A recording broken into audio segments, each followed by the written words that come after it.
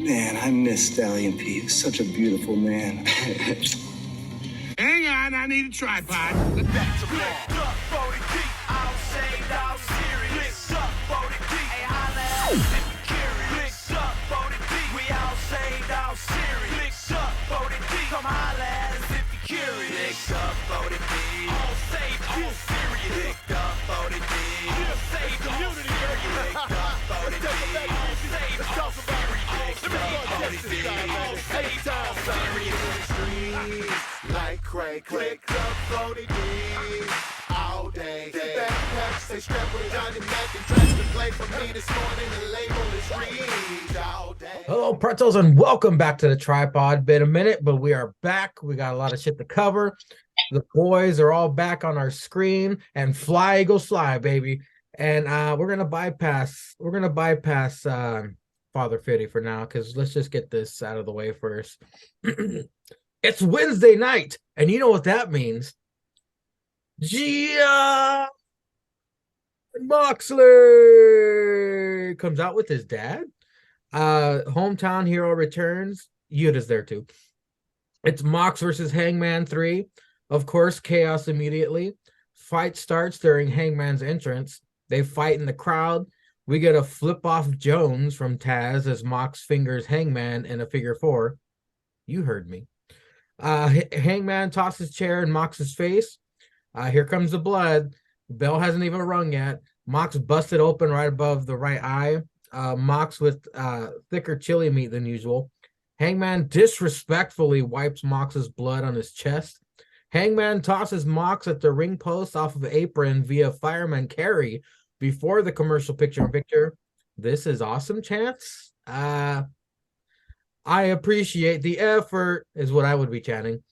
They just do a ton of repeat matches. Maybe I'm alone in that thought, but we've seen the same guys fight numerous times in a short span of time. We see Mox hit a hell of a lariat a few times the same way he concussed Hangman.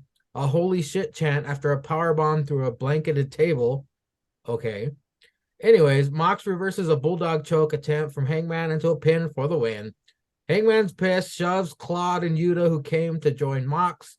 Then it was a flip-off Jones fest between Mox and Hangman. Kind of an unsatisfying result, if you ask me. Immature, even. This is the first 27 minutes of the night, by the way, Cesar. What did you think of the kickoff match for old AT-Dub? I thought it was shit. I mean, the sad part is, I think this was the best match of the night. Yeah, I can't think of any match that was better than this shit. And that's why we're getting out of the way first. Yeah. Shout out to the cameraman watching, filming Mox blade himself.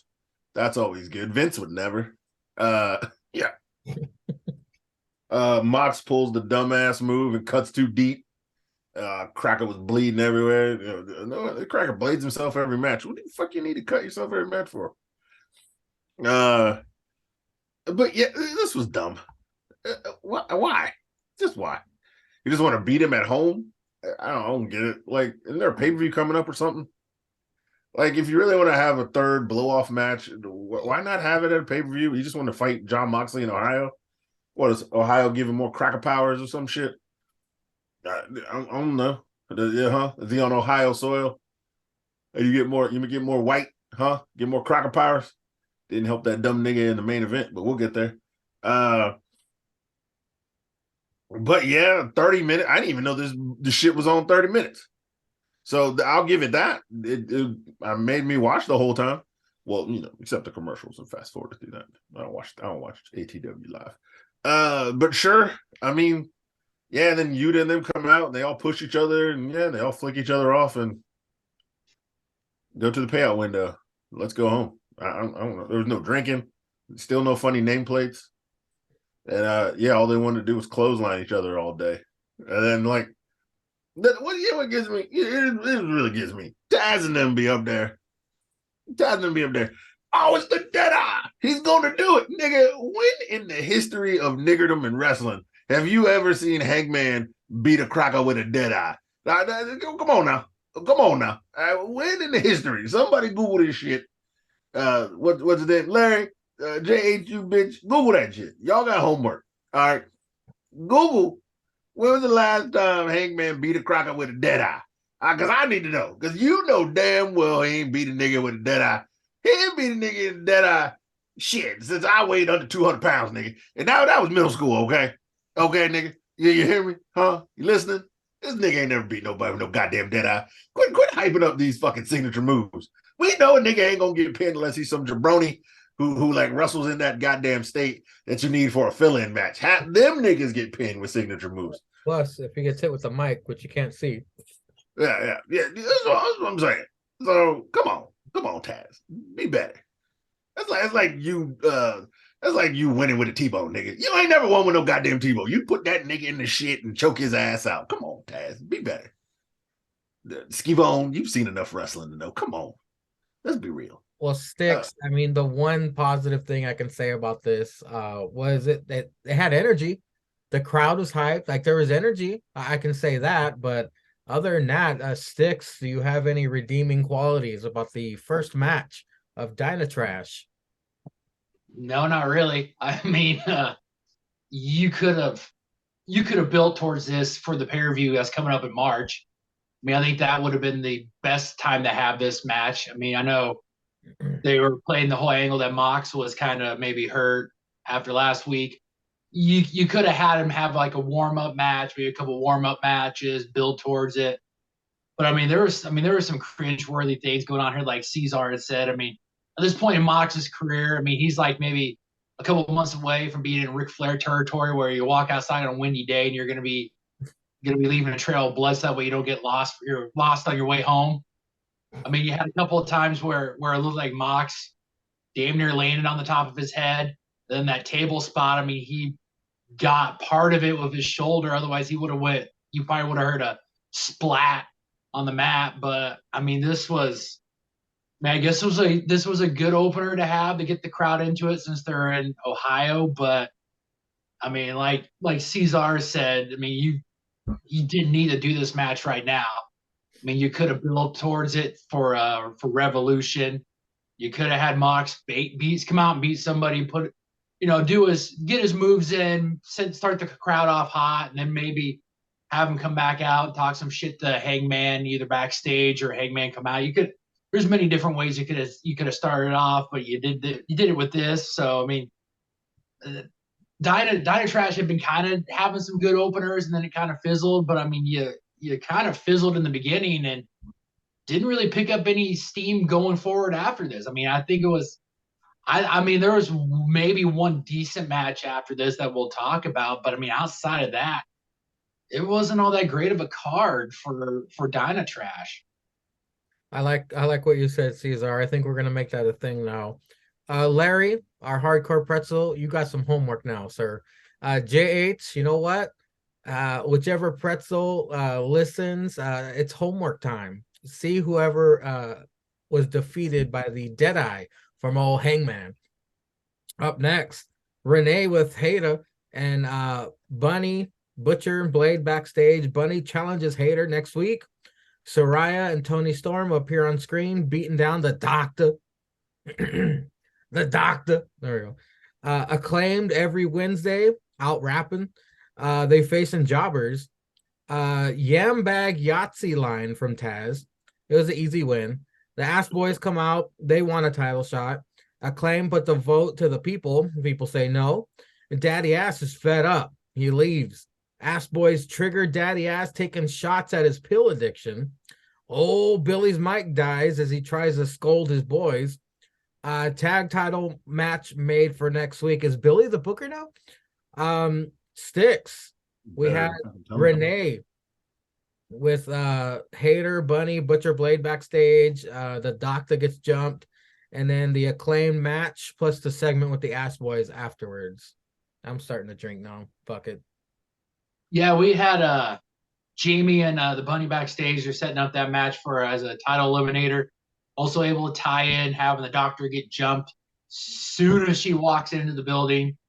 So now we know they are fully going behind Tony and Saraya as heels, which, yeah, it's going to be fun seeing Tony as a heel. Saraya, mean, I think we've all three have known she's ran her course already in AEW, and she hasn't been in there for maybe 2 or 3 months, so she's already ready to go. The Acclaimed on TV. I mean, it was good. We got the tag team champions on TV that did defend their tag team championships, but when they were on TV, got their moves in, little 316, little Cesar 316, got that TV check, got their moves in. Ass Boys come out, come talking, playing off of from the family therapy they had a couple weeks ago. The only way they were going to be happy, tag team title shots. The Acclaimed, the crowd don't think they deserve it. They poke fun at Billy, kind of acting like they know what they need to do to get their tag team title shot. Got Billy, of course. You got AEW, so you're gonna have some mic issues. That seems to be on the bingo card for every week. Mox cutting himself, microphone issues. So Trash wrestling is the free square. would you guys be surprised if come next week Billy ends up turning on the Acclaimed? No, because that's what I think is gonna happen. This is some trash ass shit. This isn't. No, it's not helping anybody. It's not helping. I think that's what I don't know. The thing is, if he does it, that shit's on all that merch. All the merch sales are done. You need to ride this merch for as long as you can ride it. And if they, oh God, stupid. And to do this on TV, do this on pay-per-view. You know, if anything, they probably begged the Acclaimed, like Billy Gunn's like, dude, we got to get my sons, but we got to get them popular. Can we all just be one unit? We'll work something out. Go, yeah. Tony, get over here. Sounds good to me, guys. Yeah. Well, there's ways you can lean into that without having to do their version of long-term storytelling. I mean, lean into being the Ass Boys. Hell, you can start peddling merch for that. You start have a few good matches. Hell, go do some work at the Nightmare Factory, get a hell of a good finisher, and then get yourself on TV and just start riding that wave, get that championship. Then have like a sweet like Ass Boys Champions t-shirt that you could ride the sales on for like a couple of months. Just have Ass Boys. Scissor me, daddy Ass Boys. Or clap them cheeks, Ass Boys. You can do that. Yeah, I mean, whatever. There's so many different things you could do. You don't even need a finisher. Just steal Billy Gunn's finisher. Like if they both did it to one person, like a double famouser. Yeah, just done. You're done. Yeah, there's so many ways you could do this. And I mean, this just kind of feels like this will be like the AEW Trolls version. Well, you had the Bloodline long-term story. This is our long-term storytelling. It's like, yeah, but this sucks. Now, there's a difference between WWE and AEW's like long-term storytelling. Like WWE's could, with what they're doing right now, they could win fucking gold. They could win like actual legit awards for it.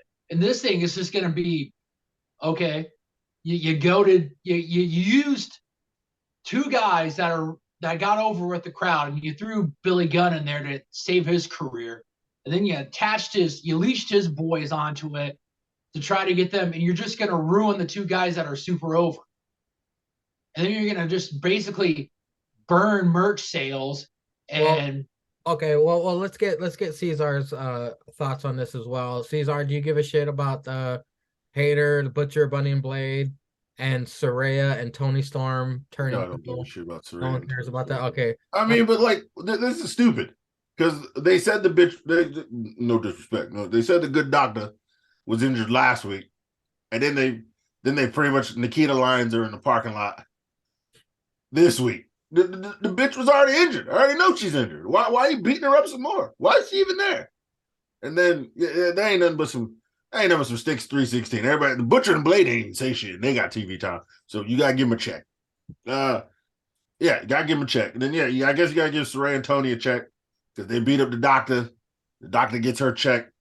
And Hater's got the belt, so she got checked too. You know what I'm nervous about? I don't think I want to see face Doctor. I don't think I want that because there ain't never gonna be no face. Last time we saw face Doctor, it was terrible. Yeah. The Doctor needs to be healed. She needs to turn on Hater, remain a heel, and I don't know what else she's gonna do. Maybe this is all a ruse. Maybe the doctor is staging all this so she can turn on Hater and have Saraya and Tony Storm in her corner, replacing Hater and hopefully not, but Reba ain't going. We all know Reba ain't going nowhere. Reba ain't going nowhere. She got die hard deal. Yeah, she die hard. Okay, Reba contract says she went to die till the wheels fall off. Okay, this ain't no bullshit Wardlow contract.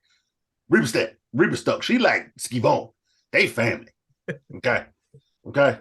So to get that shit, don't even put that shit out in the universe. I'm just saying. Don't be fucking up my Reba. Okay. Like I said, they need to keep the Doctor heel, and what better way than to turn on Hater and, unfortunately, Rebel. Don't you say that shit. Not Reba.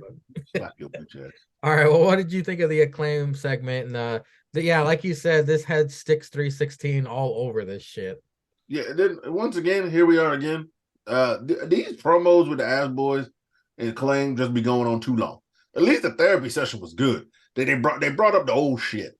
That's how you do storytelling without wrestling. That therapy session was good. It was like, what are you talking about? We took you in.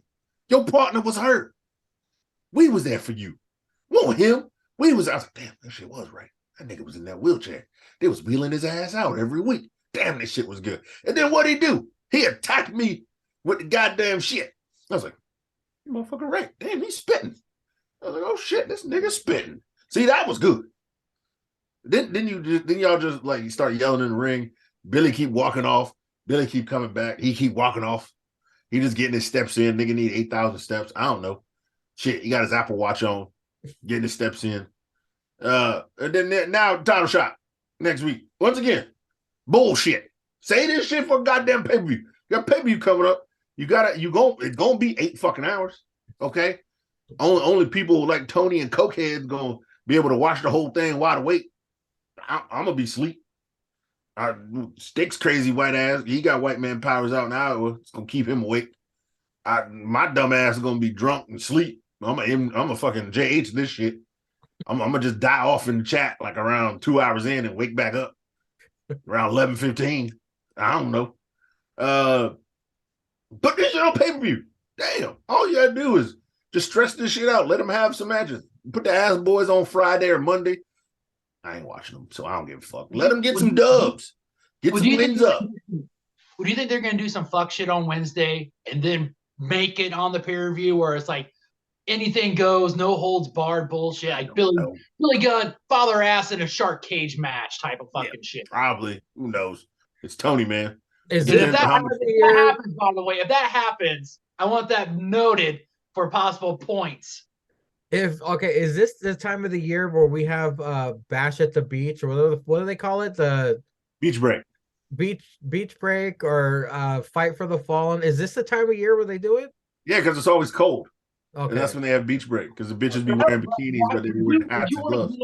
Would you want to do that? Because their pay-per-view is like March 4th or 5th. I mean, it's a month away, and you're gonna. I mean, I know it's ATW, so they probably will do it.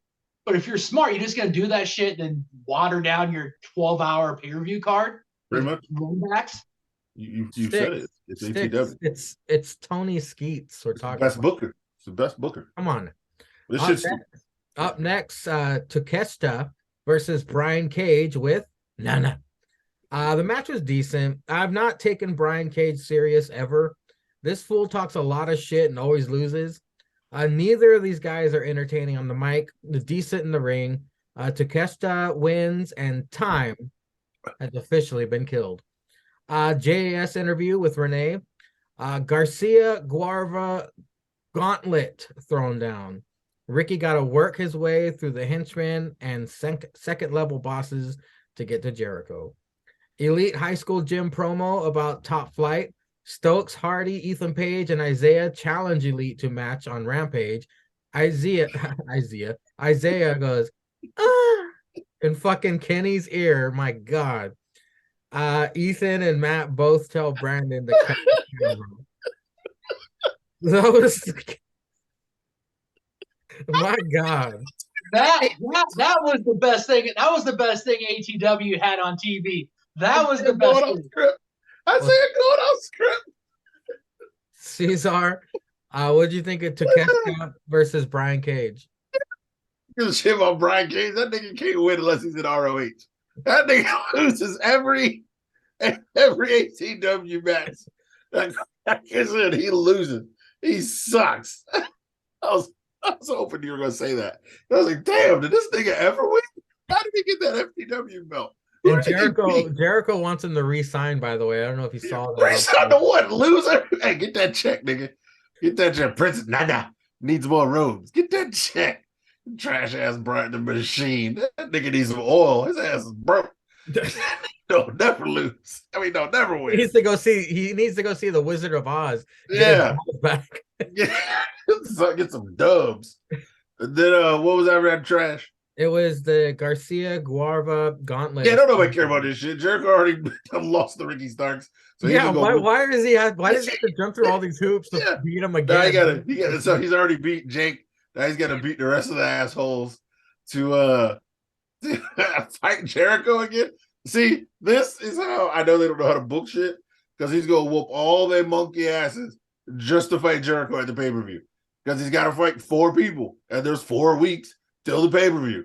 So that nigga just gonna run right through him just to fight Jericho at the pay-per-view. Trash. Stupid booking. Next case. Now this was the highlight of the night. This was the Elite High School Gym promo. Yeah. Stokes, Hardy, Ethan Page, and Isaiah approach. Yeah, what that nigga say? Well, first of all, who's Don Callis talking about you get an NFT of Matt Hardy getting One Winged Angel. And then after the thing, Scavone was like, Don Callis does the dumb son of a bitch. He thinks NFTs is still a thing. Yeah, Scavone was on that sauce. All right. JR wasn't there, but he was drinking with that nigga in the hotel room. Scavone was on that shit. But yeah, this nigga said, hey, Kitty, here, let me talk to you. It was goaded. I watched that shit on Twitter, man, 18 times. I was like, did this nigga just moan in his ear? And then, like, you could tell it was not scripted because Kitty was like, oh my God.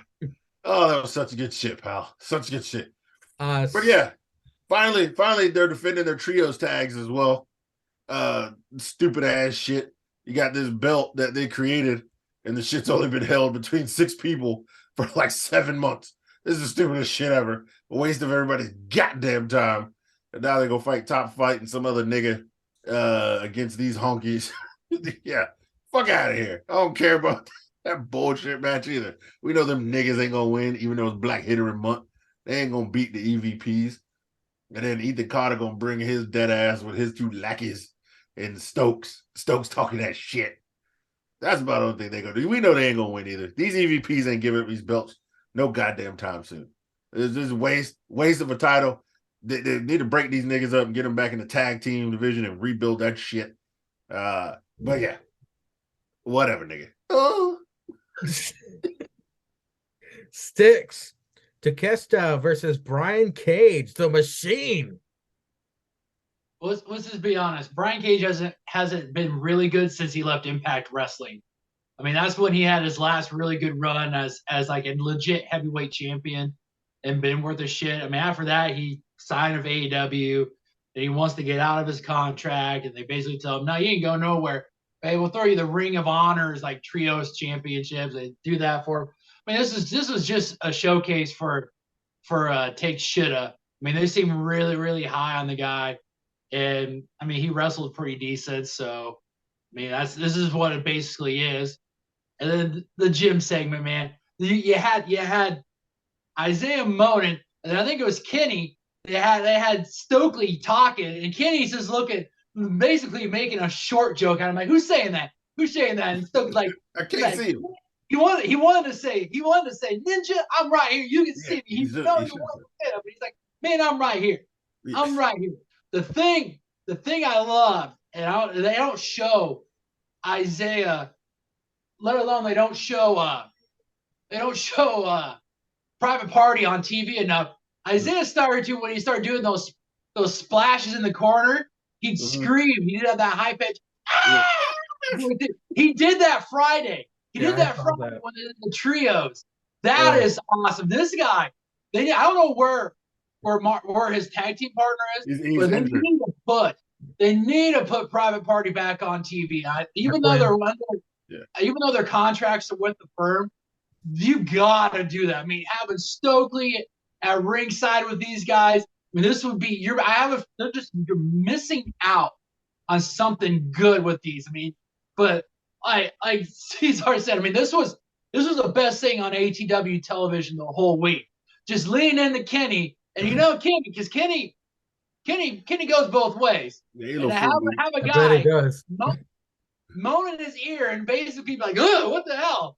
I'm surprised he didn't put his arm around his shoulder and be like, hey, see you in the locker room in like a couple minutes for the shower seat. Hey, hold on to my pocket. Shoved up. Hold on to my pocket. Yeah. I think Mark Quinn is injured.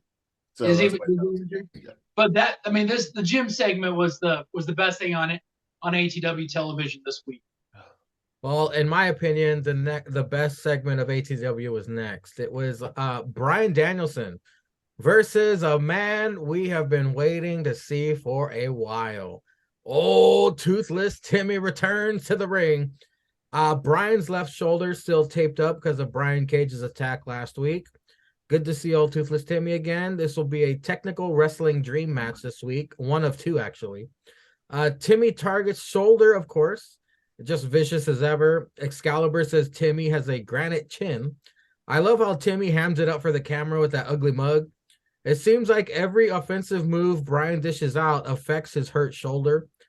Timmy backs Brian up in corner to get out a sleeper, but knocks the ref out on accident. MJF out, but gets jumped by Takeshita. Timmy has Fujiwara fully locked in. Brian gets the rope. Brian wins with running knee. I love how Timmy sold Brian's boot to the head and his running knee. He stiffened up. He's such a pro. I hope we see him more often, but typical AEW formula. Introduce someone new, they lose immediately. They smash cut to MJF and Takeshita fighting backstage. Renee rushes in to announce a match between the two next week. Sticks, what did you think? We had Bryan Danielson and yet another NXT face showing up in ATW. Yeah, this was really awesome to have Timmy back on TV. I mean, he's been overseas working at for Pro Wrestling Noah over there. Now people can see why we enjoyed Timmy in NXT. And this guy, I mean, this was a hell of a good match against Bryan Danielson. I mean, this was a mat clinic. I mean, he came out, Danielson came out with bullseye on his shoulder, and Timmy already knew, even before he walked in the building, he knew what he needed to go after, and he did it. Timmy coming out, Danielson would push him away. Timmy just stare at him like, really? You think that's all it's going to take? I mean, this was a really good match. Hopefully AEW, like you said, brings Timmy on, does some more matches. I think they could have a really good run. Maybe even have him in Ring of Honor. He'll have him be in that pure championship division. That he'd be really good at that. But this was a good match. This was good to have in the middle of the show, especially after that shit beginning. And Danielson got banged up, got beaten up some more. Basically going to get softened before when he ends up facing MJF. He's just going to be a taped up fucking body that hopes he can make it for 60 minutes. But this is a really good match, and now everybody saw what we had seen with Timmy on NXT. That this guy's a really good wrestler. Just gotta give him a stage and the time to do it. So this is a really good match, and it's good to see Timmy on United States television. And like you said earlier, they see a lot in Takeshita, and he's going to be facing MJF. I guess they're strapping a they're strapping a Japanese firecracker to Takeshita to the moon. They're strapping that weather balloon to him. Mm-hmm. Do you care about this match that's going to happen next week, or do you think MJF's just going to punch him in the nuts 50 times with the ring? I think he'll put up a good fight. I mean, it'll be good enough to make him look good while taking the L. But I mean, it's MJF. He'll have something up his sleeve. I mean, the ref will get distracted. It'll be something. I mean, It's not for the title. I know it's a title eliminator. There's no way they're going to give take shit a fucking title shot this early in his AEW career. But there'll be some fuck shit. I mean, if there's a like we always say, if there's a match, if there's 100% fuck shit guarantee, this match is looking like it going in the next week. So, I mean, he'll look strong because it's AEW and they see something in him. So, but he'll look strong getting the loss. Cesar, what were your thoughts on old Bryan Danielson versus Toothless Timmy? Now, was the match good? Yeah, it was a match good. Did I care? No. You know why I didn't care?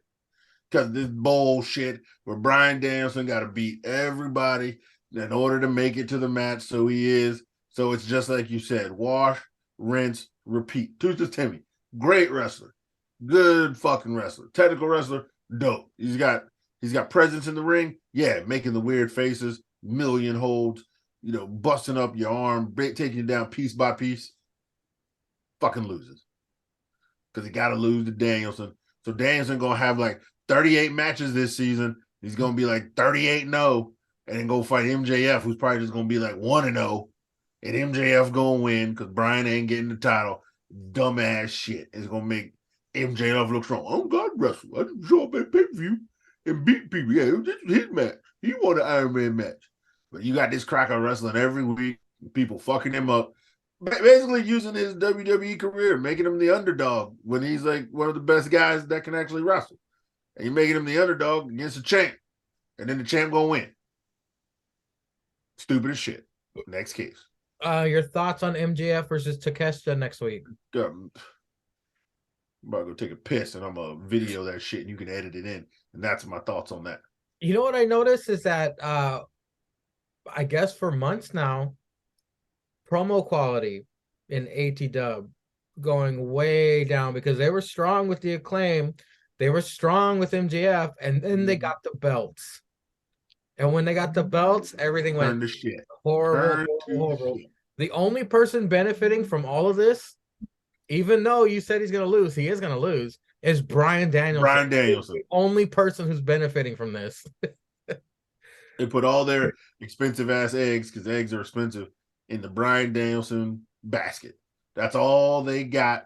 That's all they're going to do. And still no Adam Cole this week. I ain't watching next week. I'm going to tell you straight up. I ain't watching.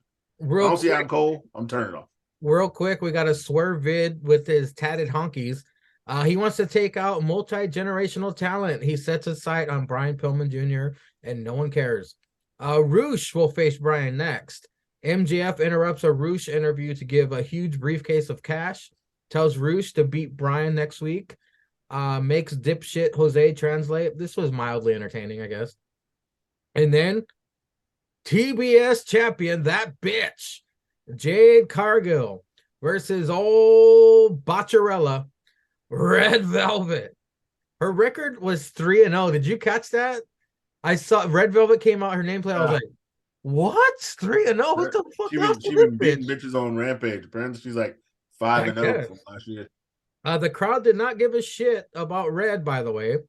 Red attacks Jade while her back was turned. Layla Gray checks on Jade whenever she leaves the ring.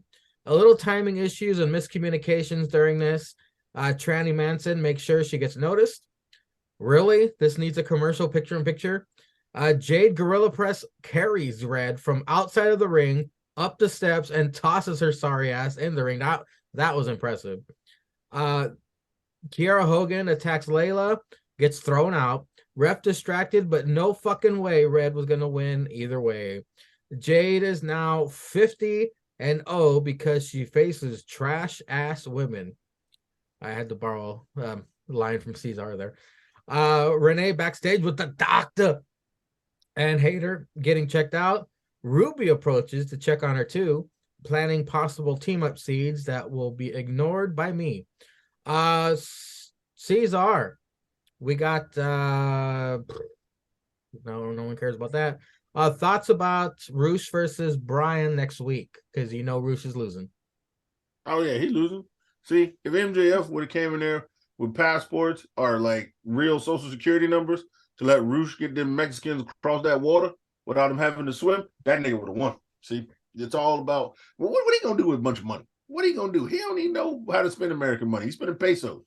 All right. He used to paying like, 2 pesos for like 18 Coronas and not drinking water because that's how it is down there. You know what I'm saying? But if that nigga had some Social Security cards though, some real Social Security cards, like stolen ones, shit, Roosh get the family over, nigga. Shit. I'd bet money 50-1 Daniel Bryan get his monkey ass whipped. See, that would have been real rating. I'd be like, hey man, look, I know Border Patrol. I can get your people over. See, that's how I would have wrote the promo. You'd have been like, damn, that's racist as fuck. But that shit true though. Well, That it nigga really would know. fit MJF's character though. It If would, you because think he a about it. Jew. Because he a greedy Jew. And he know people. He know like 18 lawyers. At least. All you gotta do is call some big nose lawyers, and they call Border Patrol and ICE, and they get him through. And then LaRouche would have killed Daniel Bryan. He would have shot him in the rack. 1, 2, 3. Over with. Shot him right in the shoulder. Well, no, you got to shoot him below the waist because shooting above the waist is attempted murder. So you shoot him in the kneecap. You know what I'm saying? That's just assault. So that's less time. Still would have won, and I could have quit watching wrestling. It been a perfect day. Cesar says that every tripod. So check that off your tripod checklist, Larry. Up next, TBS champ Jade Cargill versus Red Velvet. I have a feeling Cesar's about to dust off a book. Yeah. Don't tell y'all. Look. Let me tell y'all something, man. Let me tell y'all something. It was Wednesday, right?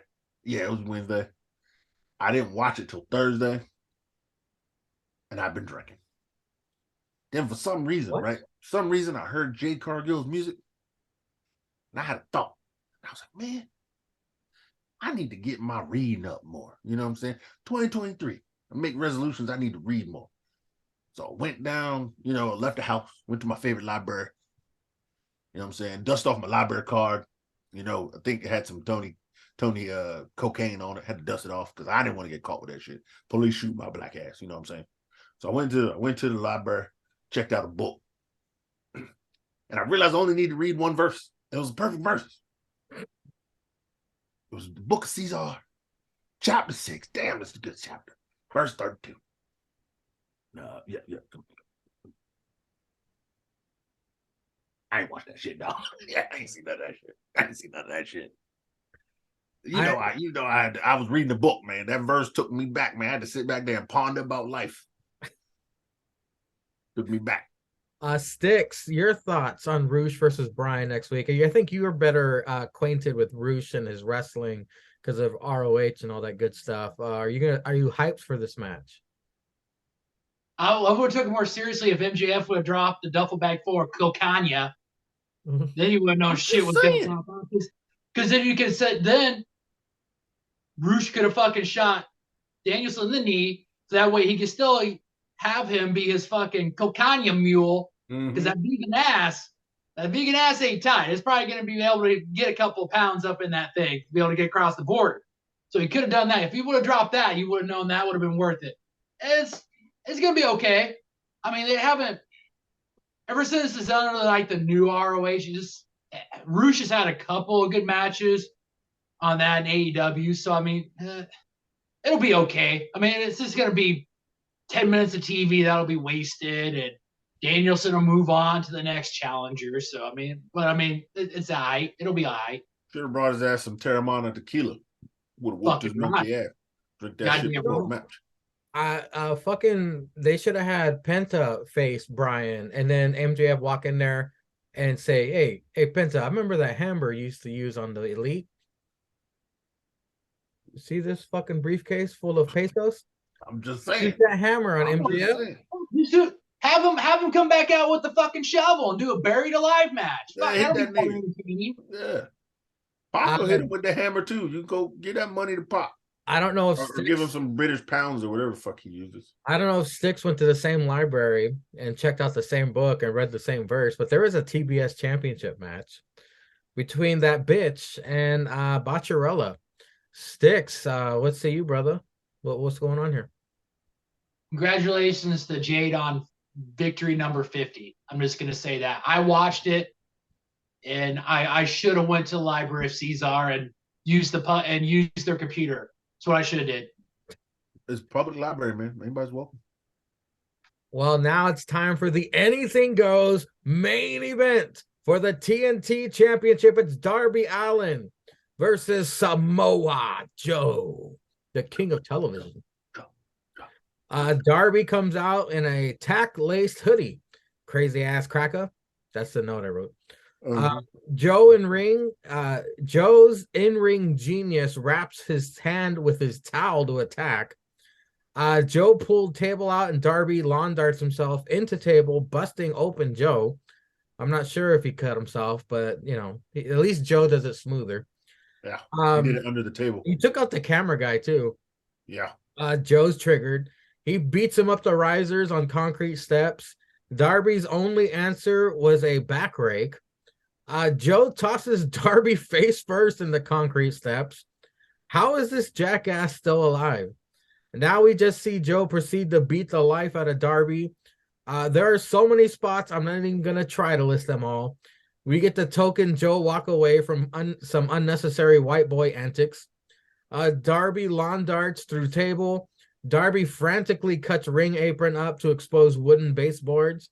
Joe muscle busters Darby on them from the second turnbuckle to win and become a 2-time TNT champion.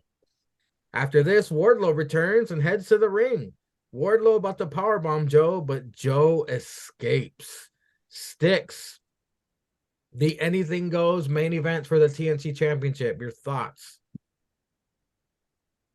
It was another match to have Darby end up hitting his fucking insurance quota for the year. I mean, he coming out with the tax sweatshirt, that was something different. But this kid fucking always has a skateboard. He didn't fucking have a tack-filled skateboard. He used it last time, remember? Well, fuck. You can't tell me he doesn't have fucking 50 million skateboards he couldn't bring down. I mean, this fucking kid, if he ain't fucking skateboarding, he's crashing in the fucking windshields of cars. I mean, shit. And the only other part, Joe, that casual Joe walk away. I mean, he's been doing this shit since Impact TNA. I mean, that's the best thing of a Joe match. Just when you think you got him, Darby goes and does some crazy white boy shit. He always does. And Joe's like, I see this fucking shit coming. Walk out of the way. Fucking crashes through a fucking table. Mm-hmm. I mean, the announcers even said it when he was starting to cut the cables. Whoever cuts the cables on the ring apron, it never works out for him. It never does. And guess what? It didn't work out for the fucking crazy white goth boy. So I mean, Joe's 2-time. I mean, I guess they sacrificed Darby to get Wardlow versus Joe sometime down the road. So congratulations, Darby. You end up having to go back to retirement home, have Sting take care of you in his hospital bed, and we'll see you in a couple of weeks. So, Cesar, that's what Sticks just said. I was waiting for it, man. I was waiting. I was like, okay, Darby's getting the shit kicked out of him. He's coming. The lights are going to go out. Here comes fucking Sting to save the day. And then I thought it was going to cause animosity between Darby and Sting. Darby going like, I had the match won. Why'd you come out here, bro? And Sting's like, I hate colors. And then they'll start fighting each other. So I don't know. I was waiting for it. It didn't happen, and I was happy. That's the one positive I can say about this shit. That and Joe wrapping the tack thing around his face was kind of funny too. What did you think of this main event? Unless you pulled out that book again. No, I watched this mess. The tack sweater, good idea, great because Joe only wears shorts, so just like straight attacking him in the ring, hurting him, cutting him up, good strategy. I guess, anything goes. Cracker doing that cracker shit, getting dumped over stairs and whatnot, getting thrown everywhere. I think he had the coffin drop with the sweater on later in the match. He tried to, but couldn't get it on. He couldn't get it. Yeah, that's right. He couldn't get it back on. Couldn't get it fully back on. But did that cracker shit. That was glad Stang's punk ass ain't come out there. Boy, Stang would have came out there. Bullshit. So basically, they used Darby as a placeholder for a full month and having these crazy matches with the TNT title just to give it back to Joe so he could fight Wardlow for the title that he took off Wardlow. Motherfucker, for what? I mean, why have Darby win? You could have just had Joe with the title. Joe could have just been beating bitches, and then Wardlow could have came back. You could have just still had this match. You could have had Darby fight for that title. You could have had Darby just trying to beat Joe for it and getting closer and closer, and then had this match where you think Darby's going to do it, and then Joe just pulls it out, and then Wardlow comes back and powerbomb. Why give him a title for like 3 weeks, and so he can fight everybody else just to lose to Joe again and be on some fuck shit like no more rematches. We fighting. This fight is it. Cracker shit. Dumb as hell. So just this is the dumbest way to have a transitional champ for another match you want. All right, this was stupid as shit. Cracker killing himself for fucking 2 chili dogs and a free T-shirt and a car ride home against crazy ass Joe jumping on wood planks and shit. You know what I'm saying? Just on some cracker shit, just to have Wardlow come back and then almost powerbomb Joe's fat ass. And the disrespect to Kushida. The disrespect. Kushida should have been the one. Yeah, the real disrespect to Kushida gets back on TV, gets a main event. Stupid as shit. Once again, stupid as shit. Well, ladies and gentlemen, we will be right back with some more wrestling talk. Well, ladies and gentlemen, we are back. We've been gone for a couple weeks, but now we're going to hit the segment of the week that happens every Thursday. And now it's time for Stixie Drip Drips Drip Pact of the Week. We on the night, hear us screaming loud. Can you see the Whoa, pretzels. I'm going to bring you up to speed. 2 weeks ago, you missed out on something that was very, very entertaining. I'm pretty sure Mangria will agree with me on this. His boy, Joe Hendry, came out and debuted a new song. Mangria, would you care to serenade us with the popular chorus of that song? He muted himself so he can laugh at all the stupid shit you're gonna say. Believe it had something to do with a wrestler in WWE that 2 guys were heads of, were lackeys for. But you'll always be known as Edge's bitch. Yes, pretzels. Joe Hendry once again dropped a banger of a song for Matt Cardona and Brian Myers called Edge's Bitches, which will, in turn, this week, Matt Cardona tried and failed miserably with a worse version of a song that he could ever come up with. I can't even remember it. He tried pawning it onto a lot of the people that are backstage, stage hands, all that stuff backstage. And even a guy in a Major Players t-shirt was like, dude, you cut that song and your wife was okay with that? Basically saying at the end that he was going to take Joe Hendry's mom out on a date. Which, I mean, unless she's like starring for like MILF.com, I'm pretty sure I would rather take Chelsea Green out on a date than probably Joe Hendry's mom.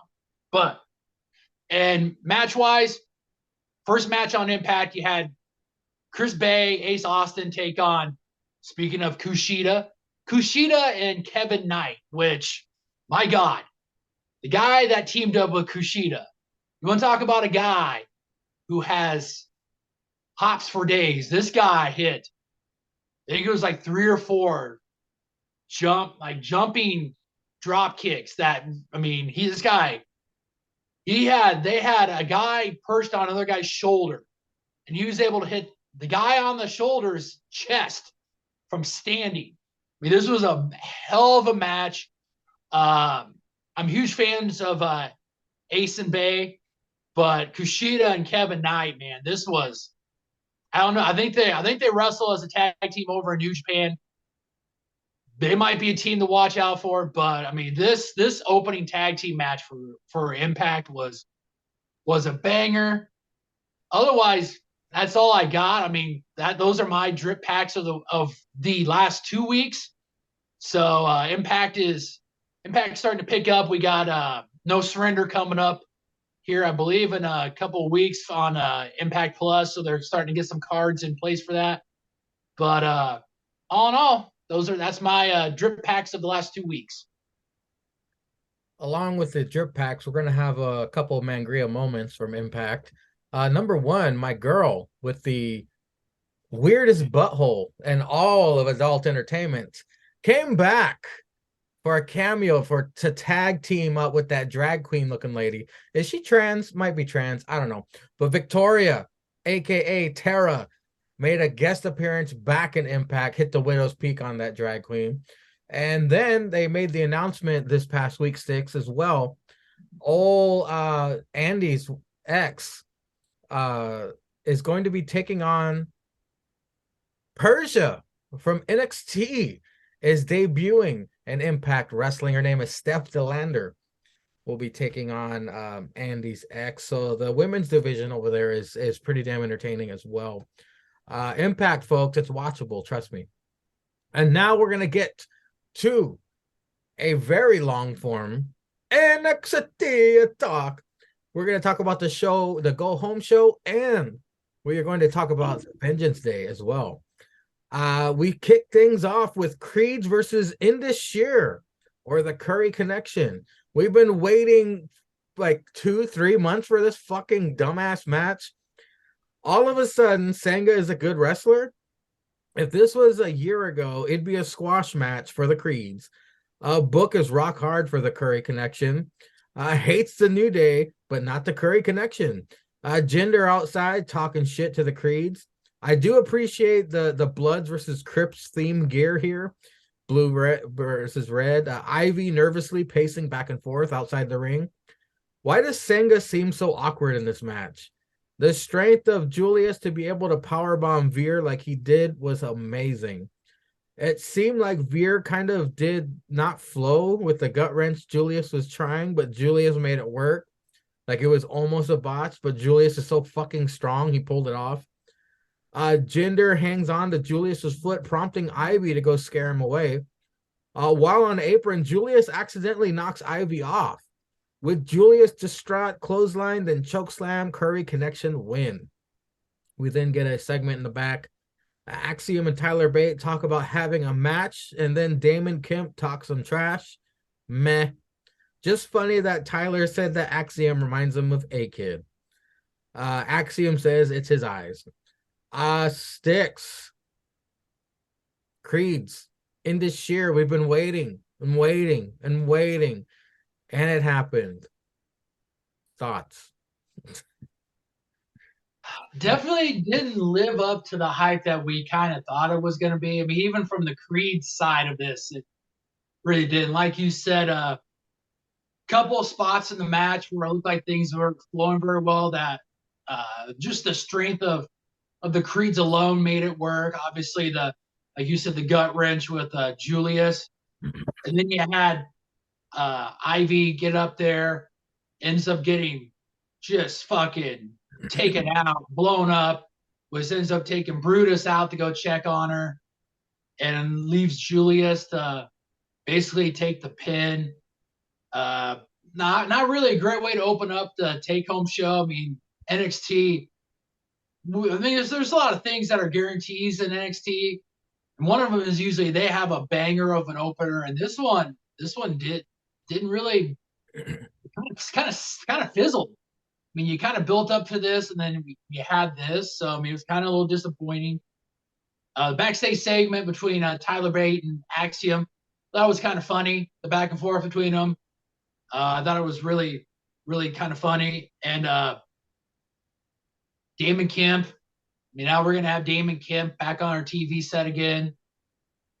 Must be doing good enough that they think that they can put him back on TV. So made it. They comes in, butts in the conversation, but they made it official. We end up getting Tyler Bate and Axiom, and I mean, I don't know about you guys. I maybe look forward to more NXT into that match whenever they put it on there. So, but all in all, kind of a subpar way to open up NXT this week. Well, Damon was on there 6 because it's Black HittRY Monf. It's Black HittRY Monf. Cesar, if they would have put Creeds versus Indus on fucking Vengeance Day, that would have been a huge mistake. So I'm kind of glad they got it out of the way on NXT TV. But what did you think, man? We've been waiting for this shit for months. Who been waiting? You been waiting? You know I ain't give a fuck. You know I ain't give a fuck about these curry eating crackers. No, all I care about is Maharaja and getting him back in the ring. I don't care about these curry niggas. We know they trash. that nigga Veer was debuting for 18 months on Raw. Okay, that's a year and a half. That nigga was debuting since COVID, motherfucker. The motherfucker was debuting since 2021 with his trash ass. They had like 3 matches and they sent his bitch ass back to NXT. Okay, I won't wait for this shit. I know it's gonna be trash. Creeds tried to save it, but even they ain't that powerful. Okay, I don't know who fuck that nigga. The Rock and Kurt Angle in their prime couldn't save the damn trash ass curry niggas if they teamed up. But nigga, The Rock and Stone Cold, if they teamed up one time, nigga, The Rock and Mankind, The Rock and Sock Connection, Booker T and Goldust, some of the greatest tag teams, weirdy niggas in the ring when they was at their peak. Okay, couldn't have saved some trash with these curry eating motherfuckers. Okay, What about Long Island Ice? Damn, they cold too, and they cold, and them niggas couldn't save this shit, nigga. Nigga, I don't know who could. Okay, nigga, Harlem Heat, fucking yeah, Long Island Ice, nobody can save this shit. Okay, yeah, Stephen Booker T and his country ass brother, yeah, they can't save this shit. Okay. It was destined to be trash. They always gonna be trash. That's what, like in the words of Trick Willie, that's what it is, and that's all it's gonna be. Next game, well, they stick 316 their way through this bullshit, and that's what it is. I hate to inform you, Cesar, but AOP is coming back to Stand and Deliver, and they're taking on Indus to kick off the show. Well, you know what? They might be able to do it if they come out that damn wooden door drinking beers and smoking cigars. Them niggas might be able to do it. No. The authors of trash. Oh, never mind. No, fuck them niggas. So we're getting Desert Storm 2 then, right? We're gonna get Desert Storm 2. That's what it's not called Stand and Deliver. It's called Desert Storm 2. No. Yeah, no. If you bring back the authors of trash to fight these niggas, all you need to do is just blow up the ring so all of them die, and that shit'll get a 10. That's a 10. And then Cesar can finally stop watching. I can finally stop watching this bullshit and live my life. You got to be at least humored about the Axiom and Tyler Bate segment. It was great. Fucking Axiom just watching Tyler Bate fight a kid on random ass TV. But yeah, Tyler Bate, true professional. We all know he can be funny in backstage shit too. Gave him the light. He goes, probably my eyes. Nigga, he was about to be like, cut these cameras off. Nigga, you know you wearing a mask, right? Nigga, you see that, right? You see that there's like film over your eye. Okay, whatever, motherfucker. All right, meet your punk ass in the ring. Then yeah, Damon Kemp. This ain't the Black HittRY Monf we want. Where's that other cracker? He at least entertains me. What's his name, Sangria? I don't know his name. Big Body Hobby. Who? Who's that? Big Body Hoover. I don't know who that is, but that nigga that's entertaining with McKenzie, that nigga, I'd rather see him walking around backstage. Not Damon Kemp. He trash. Well, his Christmas album is the soundtrack to Decent Mania 4. I'm just saying, boy, that cracker got some tunes on that bitch. I heard it. Up next, it's Zoe Leatherface versus Indy. Impressive as she botches. Indy with a gnarly kick to Zoe's head. Zoe is angry. Chance. Zoe puts up a lot of great offense here. Indy's wedgie always makes me smile. Zoe trips up Indy off of top rope and then flippity knee to face. Zoe wins. It's always good. Zoe continues the attack, but then the Soul Snatcher herself for the save because it's Black History. No, Zoe screams Black HittRY Monf. Gotta get them niggas on TV. Zoe screams at Book, and Book says, "Hey, give me a cup of coffee. Give me a cup of coffee." What the fuck was that about? Book was on shit all week. No, Book was in his bag all week. Long. We had a Jism video talking shit about Chase U. Give me a cup of coffee. Afro Strange talking about the city of Charlotte from a rooftop. He's having visions of Trick being handled. He's ready for Mellow.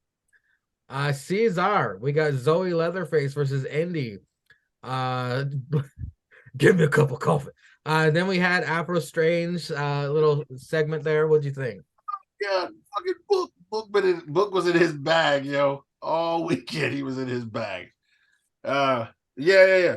So Indy fighting old Zoe. I guess Indy's on her way out. She's putting over everybody. Hopefully she's on her way up. Putting over everybody. But yeah, still great match. Zoe's always hitting that finisher real good. I still like it. It's still tough. And yeah, old soul Ruka, who got none of the black genes in her DNA because that bitch is flatter than an ironing board. Probably got that mouth probably fire though. She probably do got a soul snatcher. But yeah, she came out there saving Indy because Zoe's all angry all the time. You know, it's always like day 18 with that bitch. You know what I'm talking about. You know what I'm talking about. Yo, bloke. Yo, blokes. You know what I'm talking about, blokes. Yeah, bitch just angry all the time. Maybe put some lipstick on, bitch. Get you some dick. Go out with the hard R's to the club. Try to find you a nigga, just drunk off some $1 million mimosas. You know what I'm saying? Got him a little crumb catcher in the bathroom, man. Maybe she wouldn't be so angry, Motherfucker just knocked the hate out your butt. But that's neither here nor there.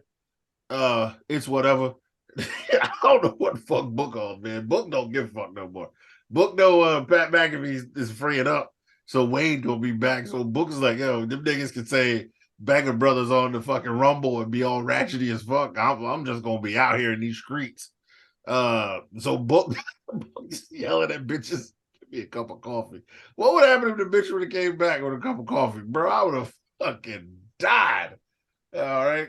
Yeah, that was that good shit. What was after that?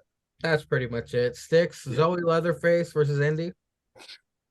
Yeah, that was a good match. I mean, Indy, you wouldn't expect anything less from Indy wrestling. Like Cesar said, she must probably on her way up to the main roster, so she's gonna make everybody look good on the way out. Then Zoe's younger sister shows up, runs her off. Yeah, Book, man.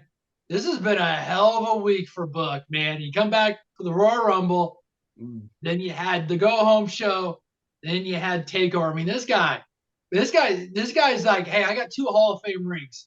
What are you gonna do? What are you gonna do to me? Okay. My stuff's already hanging in the rafters like Mellow. What are you gonna do to me? You ain't gonna do nothing to me.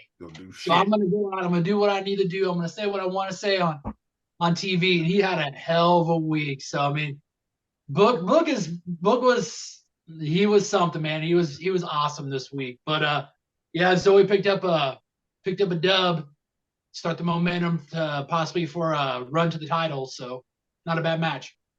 Yeah, I mean, Ric Flair is a 2-time Hall of Famer, and he helicoptered his dick in front of some chick who cried about it, and he came back. Book, he ain't got no fucking shit in his past. He's bulletproof. So Book going out with a bang. He don't give a fuck, man. He don't give a fuck.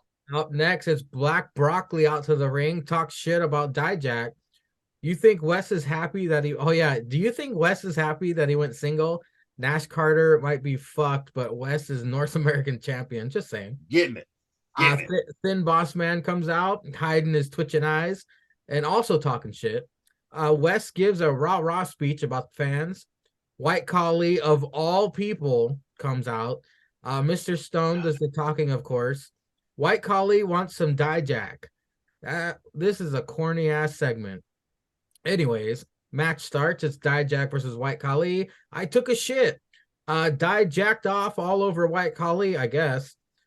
Tony D and Stax were watching backstage, which prompted my fucking caveat. That's where it all started when I saw these idiots going, you can go do that thing? Yeah, I'm gonna go do that thing. I was like, okay, this is happening. Stax gonna take care of things or something, huh? Nikita's surgery went well. Kinsey in her best Green Goblin gear investigates video of Nikita incident. This turns into a who shot Mr. Burns situation. Every sniz is a suspect. Sticks. How's it going, man? No, Sticks. What'd you think of Black Broccoli out there with fucking Dijak, the White Collie, and then the match? Wesley coming out basically saying that they're gonna have to pry that from his cold dead hands, the North American Championship. Like you said, then Bossman came out and interrupted them, talked to it, basically telling him that that's what I got to do. I'm going to do it. Then surprise that we didn't want to see, let alone did we ever want to have back in our life. White Khali with Superman Stone came out. Wesley basically goats them into having a match, and time was officially killed. So outside that, If you had to get rid of one, White Khali or the Curry brothers? White Collie. Because at least we have fun talking about the Curry connection. Yes, you're right. White Collie is television death. When he comes on, I want to get up. Oh, I did. I took a shit. As soon as he came on screen, I was like, next.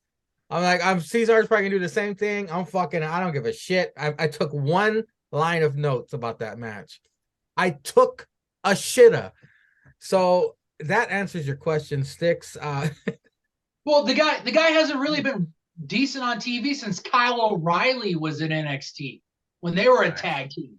And So they did the Brokeback camping trip. Yeah, they fucked. Probably that's why O'Reilly's he's still in been there. hurt. Yeah, that's why he's been hurt. He took that White Khali dick up his butt. Yeah. Well, Sticks, you are a prophesizer. You are almost like Cesar Damas when it comes to situations like this. So I'm asking you, Sticks, I want you to use your third eye. Tell us who attacked Nikita.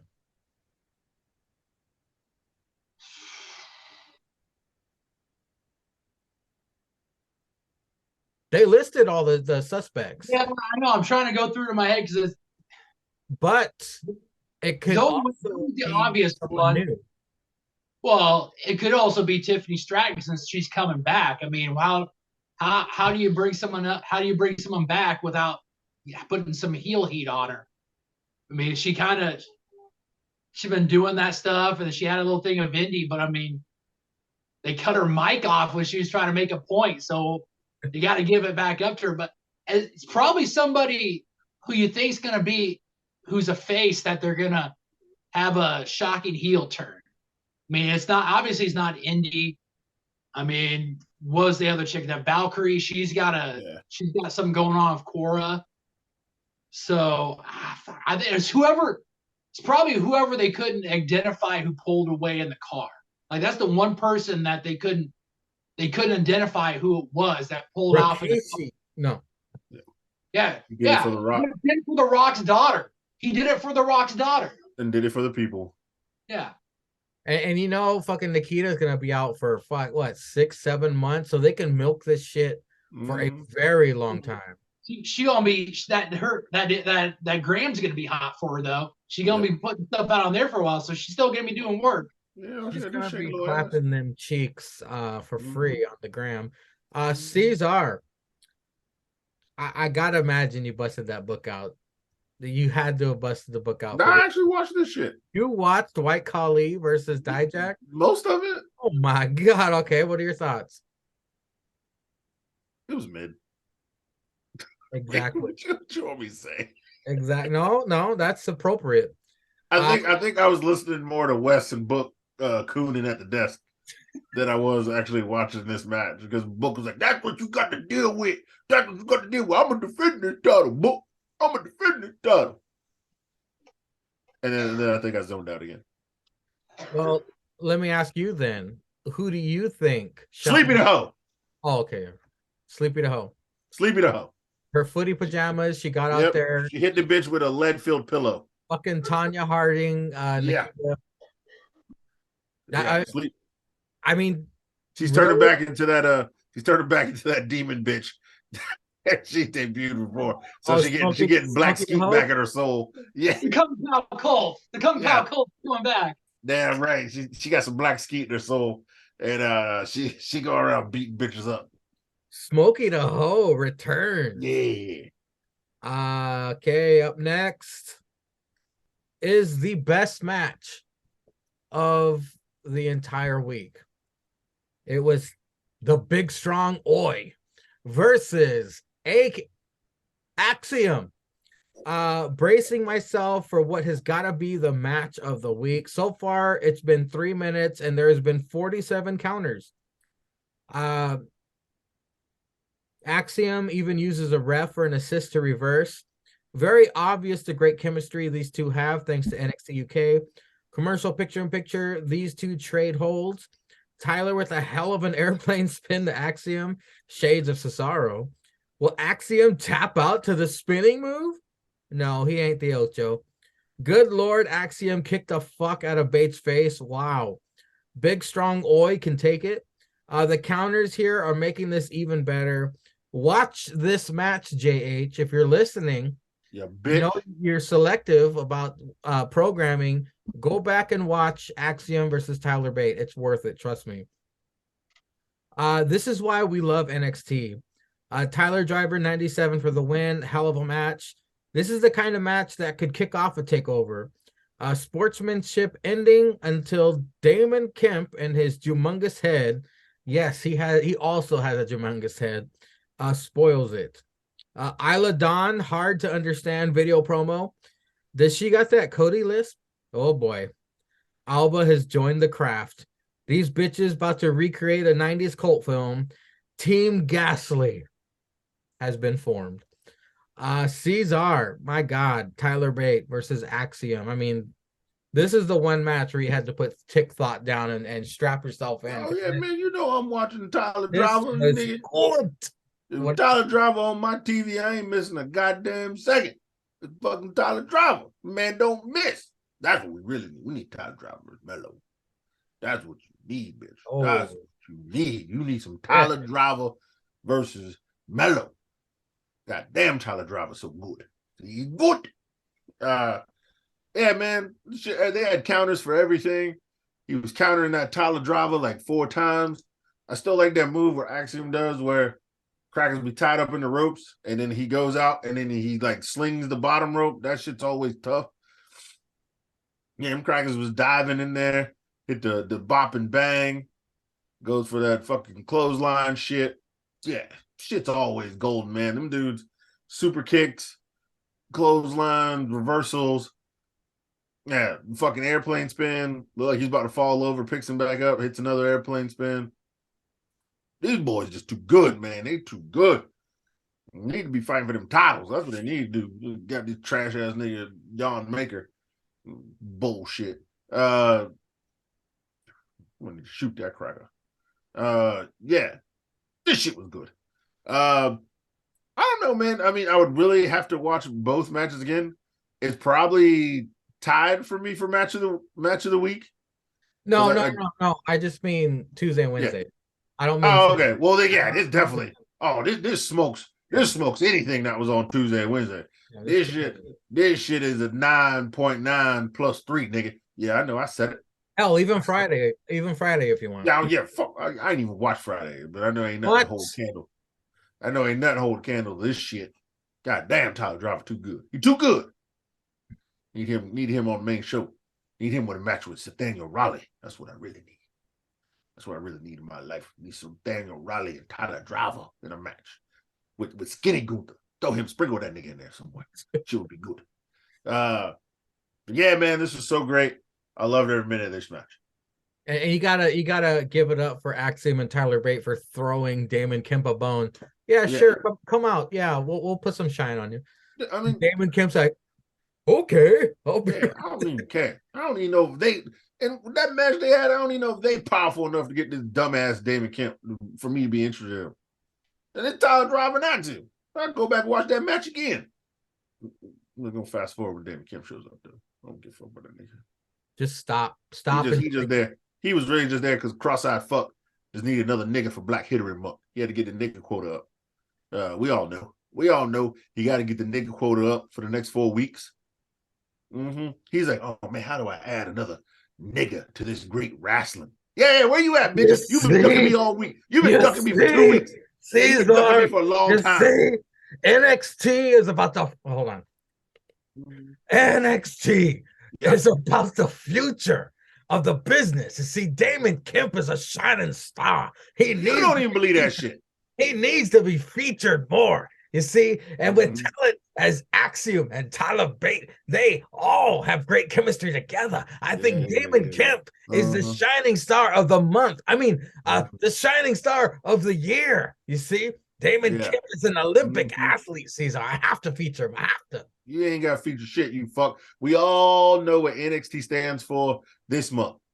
Nigga extra talent. That's what it stands for. Niggas and extra talent. That's what it is. You got every nigga in the book. I've seen that Instagram photo. I ain't seen 30% of them niggas on television, but they work for NXT. That was like 60 niggas in that photo. That photo looked like a family reunion in North Carolina. It was other shows on YouTube. There's NXT Dark, where they are ain't no goddamn NXT Dark. Shut your lying ass up. Prominently. Niggas ain't even on Level Up. I don't know where them niggas at. Well, I kind of think we all saw this coming with Isla Dawn and fucking Alba. That's the bitches that hit the bitch in the knee, and they stole some of her hair to do some witchcraft shit. I mean, it's good news because they'll have something to do, and the tag division desperately needs it. Sure. But I mean, she was the forever champ. I don't like her. I don't like her face, but that bitch is tough. When they had her lose to Mandy so many times, it took all her steam out. It took the wind away out of her wings. She was killing it in NXT UK. Matches were fire. They were bangers. I see what you did there. Yeah, they were banger after banger. It was must see TV when she was in NXT UK. That shit was good. But yeah, when they had her come over and lose to Mandy so many times, it took the fire. She all smoke now, no fire. That's a perfect bow and the end of that story. Sticks, my God, Sticks. Axiom versus Tyler Bate. Yeah, like Cesar said, I mean, this was match of the week leading up to Vengeance Day. I mean, these two, chemistry. You don't even need to take class to know that these two had chemistry, man. These guys, counter after counter, move after move. These guys are so good together. Hell of a match. You know, now Tyler back, got him that dub. Start building him towards maybe North American Championship run or maybe even a run back to the NXT Championship. Humongous Dome come out. 2.0 comes out. Humongous Dark. Yeah. Humongous Dark. That's what it is. Humongous Dark Dome. JDD comes out. I guess maybe they figure since Tyler Bate had a hand in match of the year and carrying Jan Maker, making him look good in the match. Maybe they figure you throw him and Axiom together against Humongous Dark Dome at maybe TV or maybe at Stand and Deliver. Maybe I have another banger of a match of the year candidate. It's the only thing I can think of because otherwise this guy's just going to end up playing a security guard at Raw Underground 2.0 possibly. It's all that guy's good at for town or NXT Underground maybe, depending on what they got going on. But I mean, hell of a match. I know Booker and Sick Vic were talking about competitive friendly competition. They kept talking about that. So, I mean, that was kind of interesting hearing them talk about that. Then we got the always so defensive. Man, Vic, what you talk about? It's your friendly competition. No, when you wake up in the morning. You come here to work. When you wake up in the morning, you wake up and you want to win, Vic. Between that and him telling Vic, hey, Vic, ask me how I feel about this. Ask me how I feel about this. Vic's like, how do you feel about that? But, man, you can't have friendly competition. What are we talking about here, man? What are we talking about? I show up to work, Vic. I'm trying to hurt people. I'm trying to get these dubs and get Vic, these. It's all about checks and championships, Vic. Checks and championships, man. Yeah. And then you had the Witch Sisters, the formation, the Witch Sisters now. So, like Cesar said, Alba Fire, they pretty much kind of ruined her with the matches against Mandy. They took all the fire out of her, all the steam out, all the wind out of her sails, and now they're trying to rebuild her back up. And since you have Isla Dawn debuting, have those two get together, maybe have them make a run for the women's championships, and then have them end up getting a big old fight to determine who will end up facing Roxanne or whoever will be NXT Women's Championship during the time they decide to pull the trigger on that. So I mean, you had that. So all in all, Tyler Bate, Axiom, like Cesar said, like man, like you even said, McGregor, JH, go back, watch it. Pretzels, if you go Pretzels, if you use us as three people to give you just give you a short summary, go back, watch this match. If you don't watch anything from NXT this week, even if you don't watch Vengeance Day, go watch Tyler Bate and Axiom. You won't be disappointed. It'll be a nice little 7 to 10 minutes of your life that you'll actually have enjoyment of. So hell of a match and have fun watching it. It's such good shit, pal. Up next, Kinsey with Trick and Mello. Kinsey asks about Apollo's vision, to which Trick replies, "I'm shaking like booty meat on a Friday night, Kinsey." You damn right. Friday night streets. Because calls Apollo Miss Cleo. Yeah, that's right. He got vision. This is Miss Cleo. Mello says Apollo is not on his level. Roxanne, Gigi, JC split screen interview. Gigi and JC say Roxy has no chance at retaining. They kept interrupting Roxanne. She got up and left. Toxic A fully confident. Roxy goes all rabid chipmunk on them and jumps on them. Danny Palmer versus the debuting in NXT, Stevie Turner. I just noticed Danny is not wearing shoes. She is very athletic. Danny actually looking better than Stevie. And this is Stevie's debut. Stevie does 2 moves and wins. The crowd boos, which I agree. I do appreciate Stevie giving Danny a mega wedgie for the finish. Kiana and Fallon bicker backstage. Caden and Katana approach and talk shit. Anyways, I think Kiana was talking to some other dude on her phone. Who cares? Sticks. We had the legendary Trick and Mello interview with Kinsey. We had the split screen, Roxanne, Gigi, and JC. And then Stevie Turner's debut. Trick and Mello giving us hella good TV content. I mean, these two together without a title are must see. Put a title on Mello, or even if you wanted to, give him a nice little run as tag team champion. Must see. These guys are hella good. Good promo. Yeah. Now that you mention it, Sticks. You know what NXT stands for? Ninjas Extra Ninjas Extra tonight, man. Damn right. February. So what you got? As long as we get more Mello and Trick on TV, yeah, I'm about it. I'm all about it. And that's all it is? That's all it's ever gonna be. Hella good. That needs to be a shirt, by the way. That needs to be a shirt. That needs to be, if they don't have like that on the front with that on the back, oh my God. Gentlemen, I'm still waiting for the Trick and Ain't Easy shirt to drop Bitch, on WWE. they need to put that shit on the shop today. I need that shit on the shop. I need that shit. I'm paying for that shit. Let me get a 40% off and they put that shit on the site. I'm paying that shit. Yeah, not this spend $50, get free shipping bullshit. Come on. Well, I don't care about free shipping. Yeah, come on. 40% off. I can pay for shipping. I don't care. I'll make the shirt. Fuck it. No. Damn right. The split screen for the NXT Women's Championship. Girls kept pushing Roxy's button. She got up. They thought she just got up and left, stormed off. Yeah, she stormed off, all right. Stormed up and destroyed the girls' Toxic Lounge set. They booked, I think Vic even said that. She just destroyed the set. So they did that.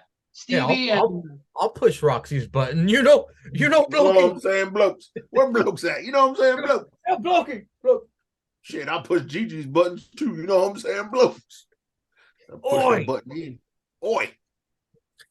And then Danny and Stevie. Yeah, I agree with you. I mean, this Danny looked way better than Stevie in this one. I mean, if you didn't watch NXT and you ask somebody for this match, who thinks the debut in person, they're gonna go with Danny because she looked way better, even though Stevie picked up the win. I mean, Danny looks good. Hopefully, cross-eyed kid sees that she looked good. You know, obviously he's got at least one good eye somewhere. You can at least see that she looked good. Yeah. Actually, you probably would have thought Stevie was debuting because Danny looked like the veteran and Stevie looked like trash, like she didn't know what she was doing. But that bitch was a regular in NXT UK. Yeah. So it's crazy how she looked so bad tonight. Well, that yeah, she did not look good. I mean, it was hopefully it's just first match jitters. The crowd let her have it too. I appreciated that. Yeah. What was the last thing we had after this? That was it, right? Was that? Yeah, that was it. no show. No. It was the Kiana and Fallon. I think Kiana was talking to some other dude, Honey Dick and someone else. I'm not sure, but we'll You've been talking to a relative, Mingrio. We don't know. You Why know she gotta be doing evil shit? Cesar, are you her attorney? Maybe, nigga. I'm sorry. I'm sorry that. Are you Cesar and Cesar attorney at law? You Is damn this right. Why? Jerry Springer? No, that bitch is cheating on Jensen. That blokey, Hobie black blokey. So you found out she half black and now she got to be cheating. You racist prick. You racist prick, and that's why you like that cross-eyed fuck. I knew it. I knew it. You found out she half black. Is a cheating whore. No. She probably is. And that's how the assistant. Damn right, but we don't love this bitch because we want to fuck the assistant. We want Cesar is the long-term storytelling dominant right here. He knows it. He knows it. Well, Sticks. Oh, sorry about what did you think about that? The Kiana and Fallon. What seeds are they planting, Sticks? What do you think? Planting them assistant seeds. Plant the seeds that Cesar has been telling us. Just waiting for those flowers to sprout now. We're just waiting for it to come to fruition. Little sprinkle. Cesar's been right the whole time, man. No, Cesar, that one meme of that guy. Yeah, little salt bay, baby. Little salt bay. So we got water. We dripping water on the plants. Yeah. Well, Cesar, from the top, what did you think? I mean, Trick and Mello and Kenzie. It's work. It ain't even Trick and Mello. It's Trick and Mello, but it ain't Trick and Mello. It's Trick on the mic. It's Mello in the ring. This shit do good. This shit can't miss. Anytime Trick got a damn microphone in his hand, that motherfucker don't miss. He don't miss on the mic. He don't miss on the mic. Yeah, that motherfucker said, that motherfucker was sitting there like this. He was like, ooh, Mello looking at him. Kenzie asked him Trick. He said, Kenzie, chicken like booty meat on a Friday night. Trick no, these thoughts be in the club. He was with the hard R's and that old thick neck nigga that they roll with to the club. Was Odyssey Cracker? Yeah, he was in there with them. Yeah, Osmosis Jones. He was with that nigga in the club with the hard R's, shaking their ass. You know what I'm saying? Swinging it left or right. Yeah. Watching the thoughts have booty meat. Trick, no, it's Friday night. What does everybody want to do when they get off work Friday night? Go shake their ass and get drunk off chicken and waffles and $1 million mimosas. Get skeeted into the bathroom. You know what I'm saying? That's a good Friday night. But anyway, I digress. Trick and Mello on the mic, so good. That shit can't miss too, JH, you bitch. When you watch Tyler Driver, you look up the dead eye, and then you watch Trick and Mello on the goddamn mic. You son of a bitch. Well, that's your homework.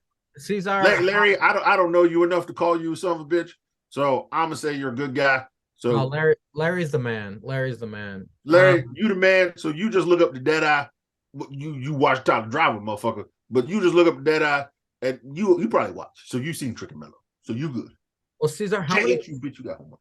How many Stevie Turner matches did you see in NXT UK? I only watched like maybe one or two because I was watching NXT kind of near the end when they were folded.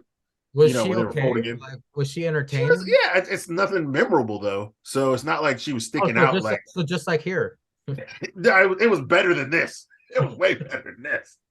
Because they're at least watchable. Like this shit was damn near not watchable. I was like, what the fuck is this bitch? Why is she in this ring? Well, Danny's Danny's definitely watchable. Danny's definitely watchable. Yeah.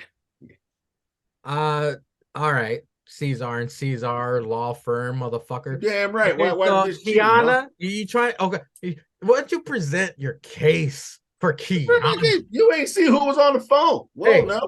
Hey, we need to know who was she talking to then, Caesar? Some Where nigga is this going? Where is could be this her going? brother. I think she's half Huh? Mexican, man. Huh? You know that. They could have 38,000 cousins. Huh? You know about Mexican, y'all motherfuckers got 48 million It's cousins. gonna break Jensen's heart. I know it.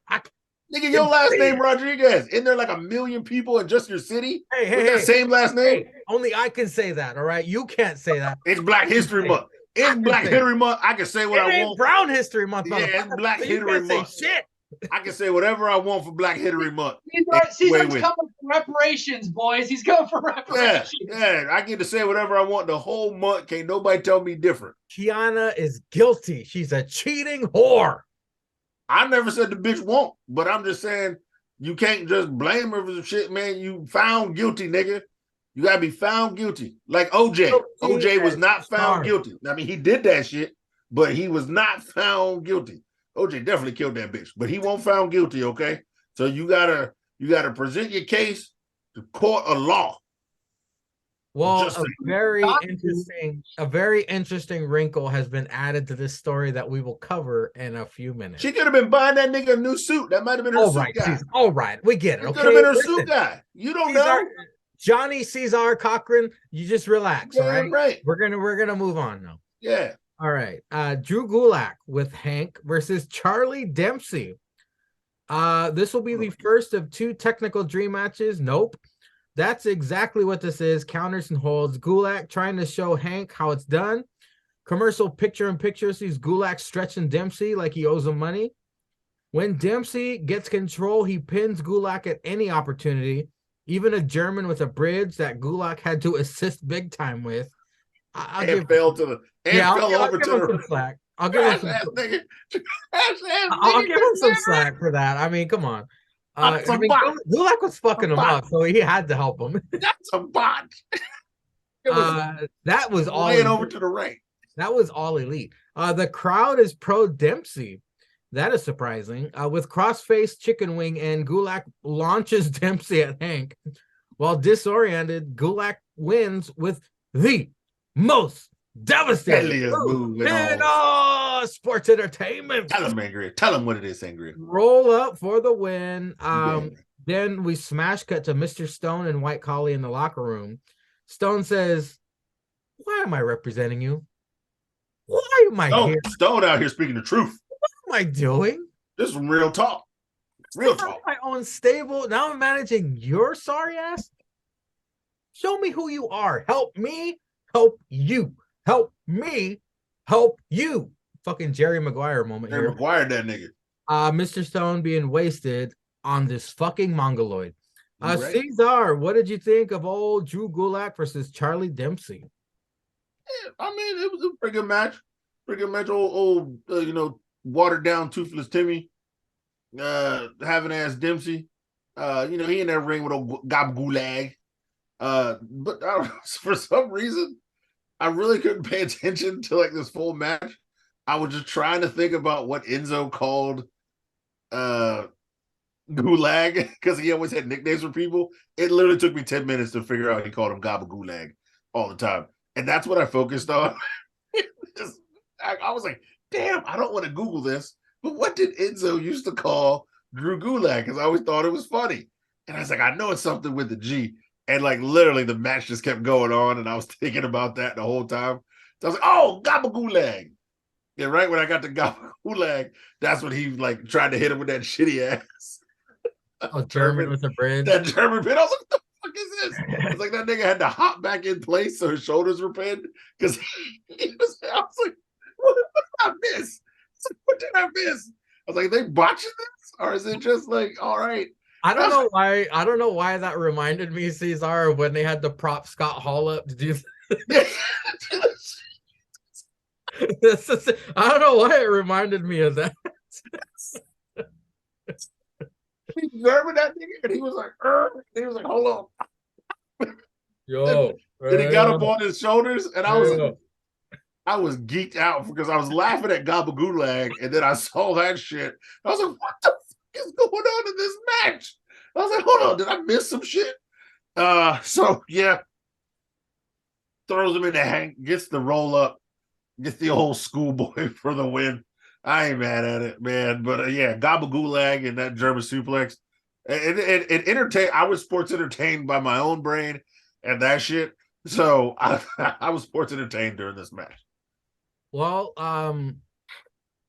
it's not gonna happen. We want it to happen, but it's not gonna happen. Mr. Stone, demanding answers from White Collie. Why am I here? What did you think of that? This is the most entertainment segment they've done. I was actually hooked. I was like, oh shit, why is this nigga? I was like, damn, he been here for a minute. I was like, damn, he don't know nothing about that nigga. All he knows is his name. They don't talk. I think they went to like suits and shit when at least Maxine was there doing other fuck shit. He ain't never asked him no questions. I was like, oh, are we getting a character change? White Collie gonna come out bald next week like Dijak on some fuckery? Mm-hmm. Shit had me asking questions myself. So that's some of their best work. That 2-minute bullshit they did, some of their best work. Because it ain't in the ring. Exactly. Sticks. We got Gulak versus Dempsey. It was a go-right match. I mean, we keep the heel build of Gabagulag going, throwing him into Hank. I mean, we even had a little bit of segment earlier in the match when he asked Hank, "Why you wear what you wear?" I think they were at a seminar or something. Why you wearing like you? Forget what he said he looked like, but he said, "Why are you?" No, I think that was during the pay-per-view. Yeah, it was a pay-per-view. He got some white. Why are you over here trying to fix my sink? You look like you're trying to come over and fix my sink. He's like, these are just my clothes. I guess I thought that was. I mentioned that a couple weeks ago. I mentioned. Yeah, you said you did. Hank needs some gear. Yeah. But yeah, he was able to throw him into Hank, which allowed him to hit the most devastating move in all sports entertainment to get the win. Mm-hmm. Then he rolls outside the ring, and Hank's trying to remember what fucking county he's in. And he's looking at him like, Hank, you're right. Let's go. Come on, Hank. Come on, we gotta go. It's like, fuck, dude, you just crack domes with fucking Curly Charlie now. I mean, let the guy get his fucking faculties in order. Mm-hmm. And Superman Storm, man, we're gonna get a couple weeks of team building stuff with him and White Collie. I mean, we might get Brokeback 2.0, or we might get out in Cali doing suit shopping with Superman Stone, hitting some red carpets, all that stuff. Or we're gonna get some backwoods shit. One of the two. We're gonna get one of the two. There's not gonna be no in between. So we're gonna get some team building stuff coming up with Superman and White Collie. So all in all, not too bad. I mean, the match wasn't that bad. And I mean, buckle up. We're gonna get a lot more White Collie in our life. There's only one thing, gentlemen. There's only one thing that's gonna get me on board with White Collie. If you shoot somebody? If White Collie and Robert Stone knock on Chase U's door and they say, can we enroll in Chase U? That's the only thing that's gonna save White Collie for me. The only fucking thing. I don't care if they go to the Men's Warehouse and buy all the suits. That ain't gonna save him. He needs to go to Chase U. Andre needs to resurrect this fucker. I thought maybe you're gonna say White Collie, a new Maxine male model. Maybe Superman Stone shows up and they start doing that. No, that's Otis's new thing. So no.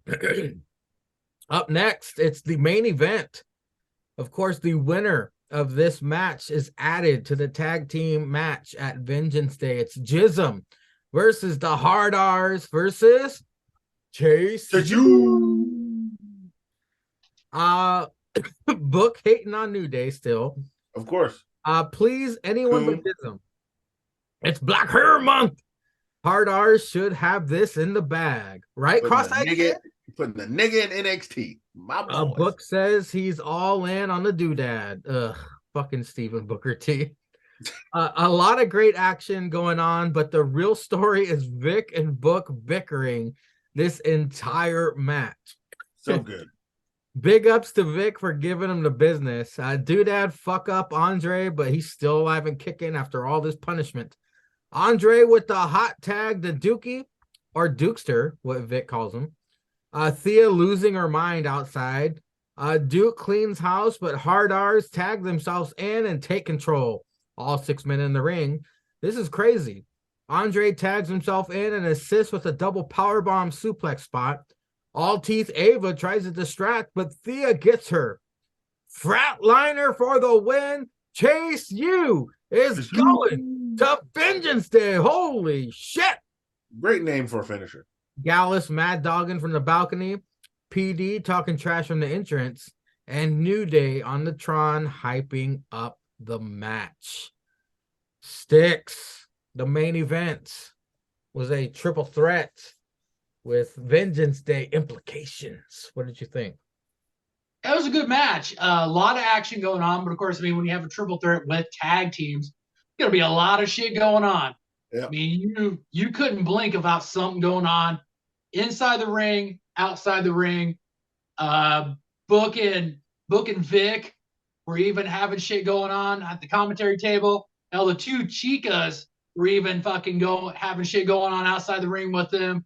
I mean, Thea fucking having like hulking up 20 different times in fucking 5 minutes. I mean, Jesus. It was a good match. Chase U came out on top. I would have liked to seen the Hard R's make it, but you know, that's just me. That was too much. There'd be too much niggardry on the card. Sticks if the Hard R's made it. It's too. It was already 5 out of 6 matches had a nigga in it.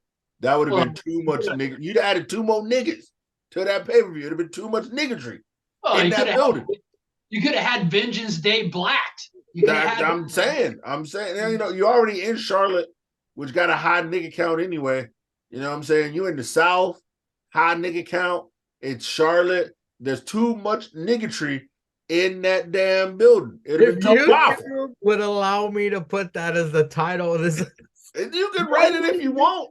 The only thing missing was it being sponsored by Popeyes. I mean, then you would have. Boy, if that shit would have been sponsored by Popeyes, nigga, the roof would have blown off that place. It would have been way too powerful in that building. Do you know niggatry levels every nigga who walked in that building, if it would have been sponsored by Popeyes, would have had a 650 credit score. It literally would have just increased their shit to 650. Because I know them niggas is in the 4s. Because I know they got bad credit. And their shit is all fucked up. That shit would have instantly, Credit Karma would have downloaded on their phone. It would have been like, blah, blah, blah.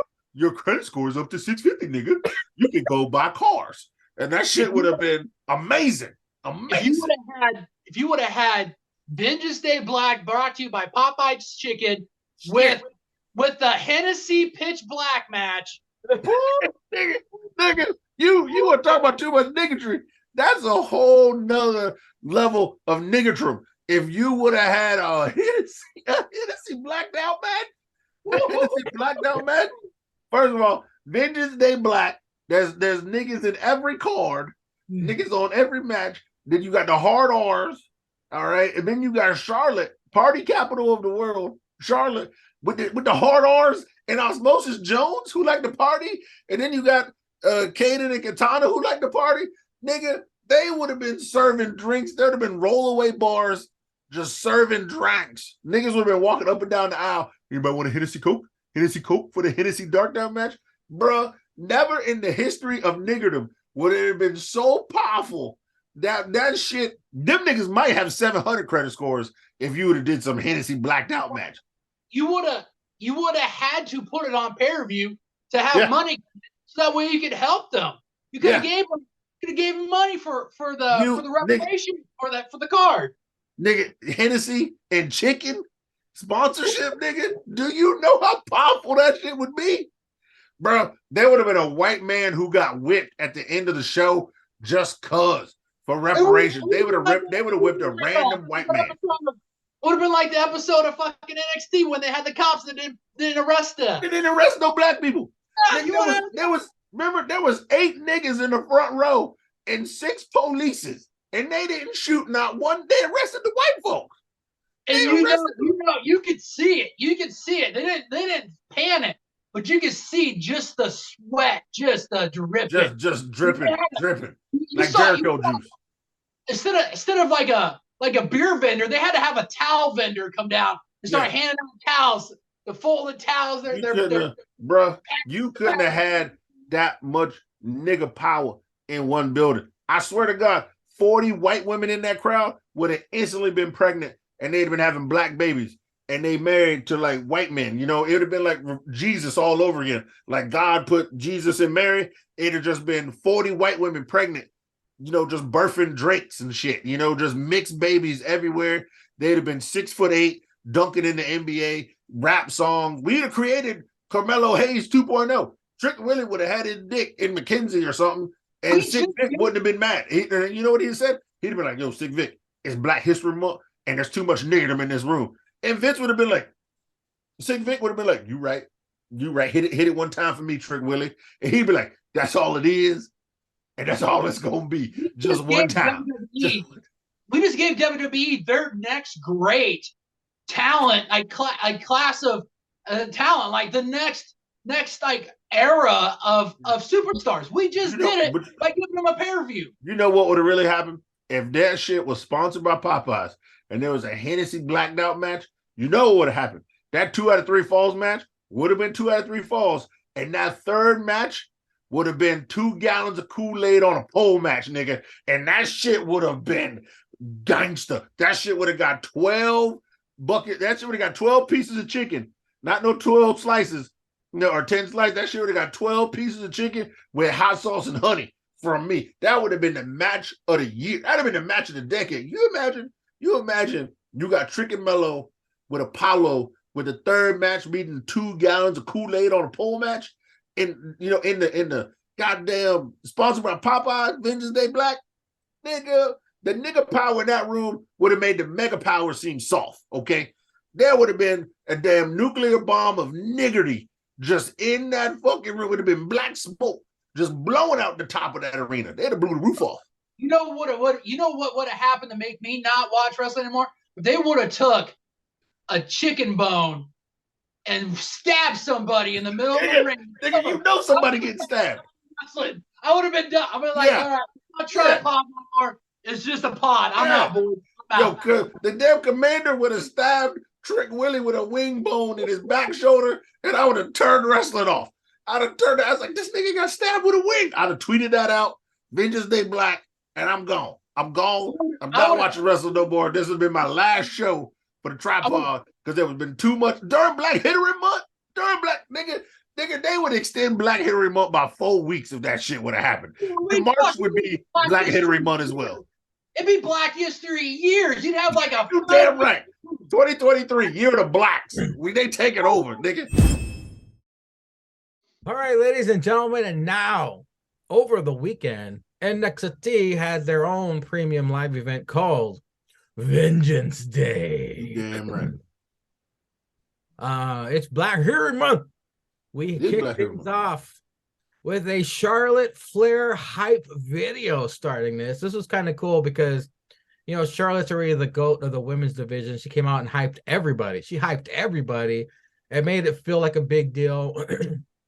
I think Cesar said it was kind of like a Super Bowl. Like the Rock did the same kind of thing, like I think 2 years ago for the Super Bowl. It was awesome. Charlotte Flair, I mean, she's a star, and she did NXT right because, you know, she has a special connection to NXT, of course. And they were in Charlotte. That's correct. Packed house in Charlotte, North Kakalaki. Mm-hmm. We kicked things off with the North American Championship match. Let me make sure it's recording. It's Wesley Black Broccoli versus the Thin Boss Man, Dijak. I'm loving the bigger crowd. There's more energy. The crowd loving them some Wesley. Of course, obvious size difference here.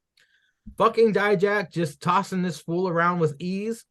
Wes is bringing the fight, though. Wes hits a back body drop on Dijak on the apron.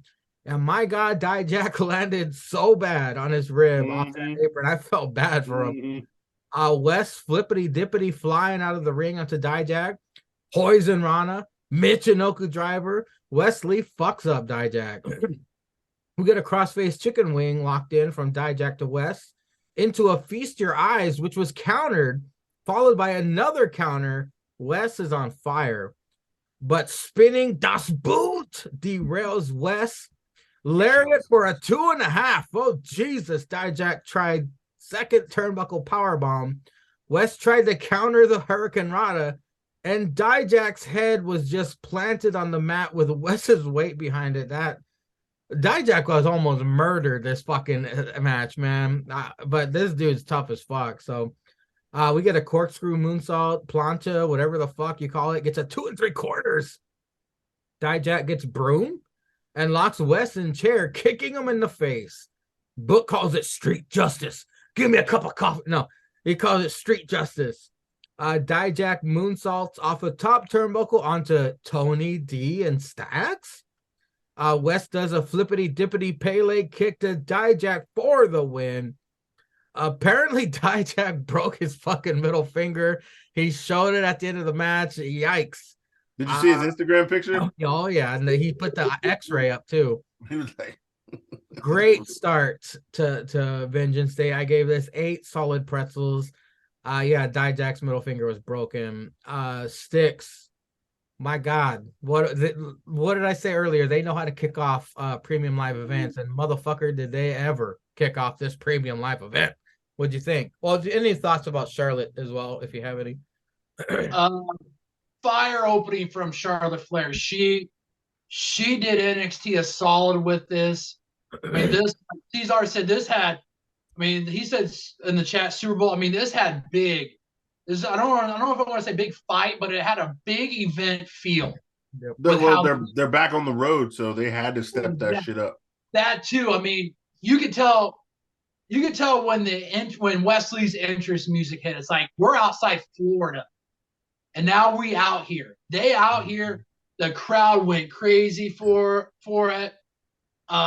We talked about the ascension of Wesley from being a multi tag team champ and then having the incident with his tag team partner and basically having to start from scratch and work his way up to this. This guy has taken the North American Championship, and is running with it. I mean, this match was a banger. I went back and I rewatched the events day.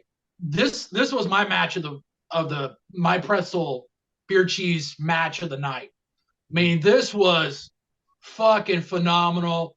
Nothing. I mean, I don't know if a match even came close to it. I mean, these guys basically went out there, even like you said, with the few slip ups and the botches. It was still a fucking hell of an action-packed match. Dijak, we know his work before this with Keith Lee. He put on a hell of a match. So he came in, he put on another hell of a match. Wesley, hell of a performance, showing moves that we didn't think he could do. He did. I ended up giving this 8 in the beer cheese. This was a banger of a match. This is one of those guys when they made it to the back, even though Dijak probably went from the ring to the X-ray room, they could look at everybody and said, hey, follow that fucking shit up, boys and girls, because good luck. I mean, the crowd was in it. It was everything you wanted. You had the moves. The crowd was in it. And Wesley hit the finish. I mean, he hit a move that I thought was going to be the end of it. I think it was that Michinoku driver. Yeah, that that was. I was like, shit, is he debuting a new finisher? Because I mean, that was like, fuck, that was hella good move. Mm-hmm. Hit the spinning dive. That fucking flippy, fucking moonsault turning shit from the top. Yeah, it was a corkscrew something. Yeah, corkscrew something. That shit was dope too. This match, he pulled out 2-3 different moves that could be finishers for anybody else. I mean, and they weren't finishers. He hit the the flipping Das boot for the win.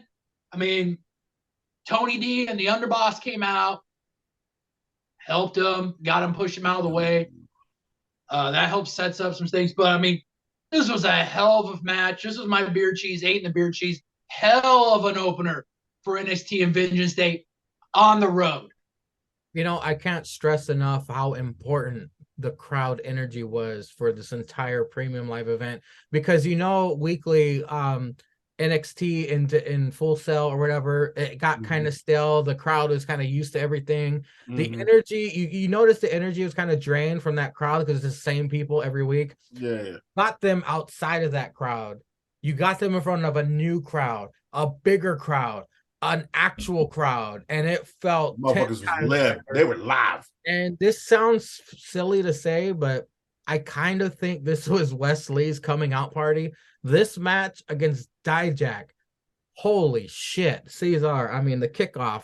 Well, go ahead, give your two thoughts about Charlotte first, and then go into this. Yeah. Oh yeah, definitely. When Charlotte came, I actually had to. Well, I told y'all in the chat I had to watch Jan Maker match because I was way too lit last night. Who? It was my boy's birthday, so I literally left after I watched right before Jan Maker's match. So when I watched it again, I was like, fuck that. I'm watching that Charlotte intro again. That shit was fire. It's so fire. It's literally, bringing everybody out, and they weren't just like in clothes. They were in their wrestling gear. So obviously it was filmed before today, but like she hyped up. She gave you hype for every match and gave you a different reason. Put everybody on fucking pedestals. Did justice to the man Wesley and Dijak about their match, about everybody else's match. The way she broke it down was just too fucking good. If you watched that intro and you didn't want to watch that pay-per-view, you're retarded. Okay, so damn, Jade, you bitch, more homework. Watch that Charlotte intro, nigga. You can probably YouTube that. Watch the pay-per-view. Pay-per-view was pretty good. Watch pay-per-view. You get some free time. You're at work at 3 a.m. Ain't nothing going on. Watch pay-per-view. But I mean, of course, what you do? You get on the road, right? NXT on the road. You go to Charlotte. It's nigga city. It's Black HittRY Monf. And who's the first person music hit? Black nigga broccoli. Yeah, you got a nigga coming out first to defend his title, even though he's the champ. He shouldn't be coming out first, but no, not cross-eyed fuck. Not Black HittRY Monf. He gotta have a nigga coming out first, playing that cracker shit, jumping over the damn steps, getting the crowd hype, getting them live. Yeah, old Wesley. Yeah, and then of course, Dijak wrestling a nigga with the last name Lee. Ooh, that match was gonna be fine. It don't matter if it's Keith Lee. It don't matter if it's Wes Lee. Nigga, it could have been black painted Bruce Lee. That match gonna slap if it's on NXT pay-per-view and it's a nigga named Lee. But goddamn, boy, them boys was kicking out of finishers, non-finishers, power moves. God damn, every time I thought this match was over, there was another kick out, and the ref was calling it close because he was slapping them hands. God damn it, if that cracker Dijak I'm sorry, to steal a line from Mello, he don't miss on NXT pay-per-views. I don't care what you say. You put Dijak on NXT pay-per-view, he don't miss. That shit's a banger. I gave this shit 9 in the beer cheese. This match was fucking great. I mean, even Sick Vic said it. Sick Vic even said it. Dijak had great matches with Keith Lee for this championship, which they did. This shit reminded me just except two big niggas in the ring, David and Goliath. Yeah, but god damn, this match was good. This was the best match of the pay-per-view. I mean, it was still a good pay-per-view, but it kind of went downhill from here. This was the best match by far to me. This shit was a 9. The false finishes, I can forgive the fucking moonsault shit. And yeah, when he dumped that nigga, I thought Dijak was almost dead when he dumped that nigga.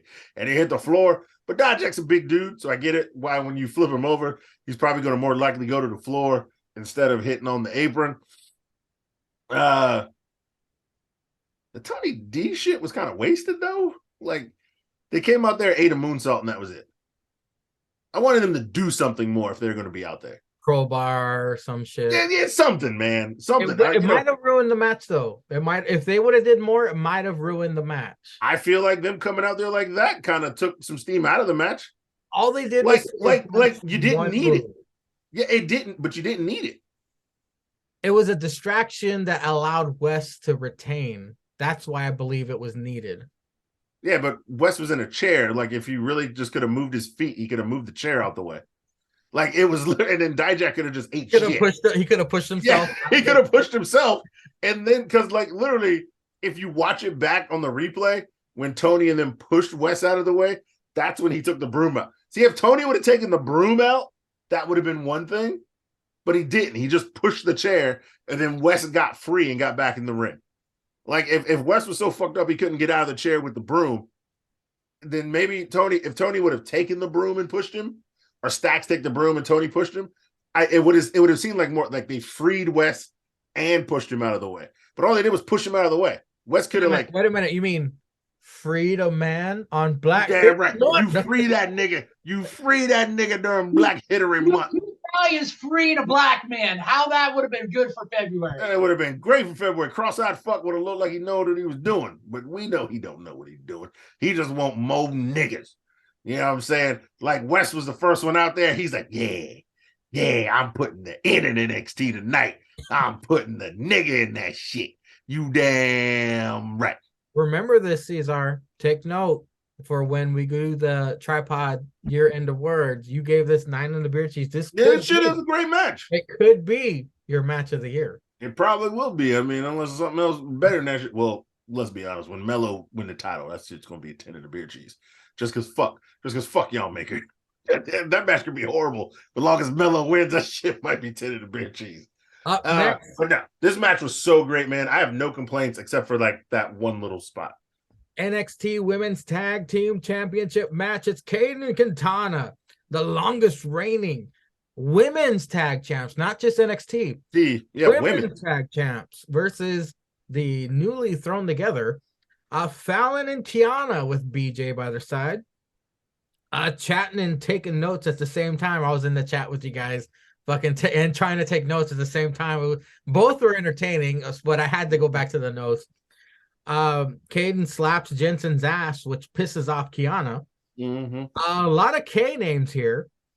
Some cattiness from Kiana and Fallon, which results in Caden and Katana capitalizing. It's funny hearing Book describe new team chemistry. It's like peanut butter and jelly. It can be good. Caden and Katana's teamwork is so smooth. I don't see them losing tonight. Little did I know. Caden hits a cutter on the outside to Kiana. Jensen checks on her, trying to see side titty. Katana hits a super stacked Hurricane Rana on Fallon from the turnbuckle. Kiana shoves Katana off the top rope.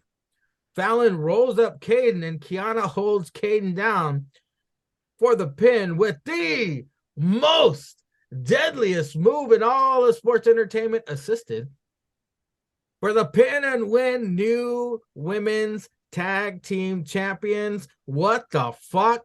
I gave it 5 pretzels for that surprise. It wasn't bad. Caden and Katana deserve better, if you ask me, though. Cesar, what did you think of the women's tag team championship match? Yeah, was it a great match? It was a good match. But like I said in the chat, as soon as they had remix music, I was like, nah. When they remix music, that means they want to keep these people together for a long time. And that's when I was like, man, they have been mentioning how long Caden and Katana have had the tag team titles. So they got the record. They finally got their flowers. They got the record, longest tag team. But as soon as I heard that music that was remixed together, because it started off like Kiana, it started off like Fallon's and then mixed to Kiana's. and they had like the country mix still in between. I was like, these bitches about to win. I was like, they're about to win. And it's gonna be, I knew it. As soon as I heard that music, I was like, Kiana's gonna cheat again.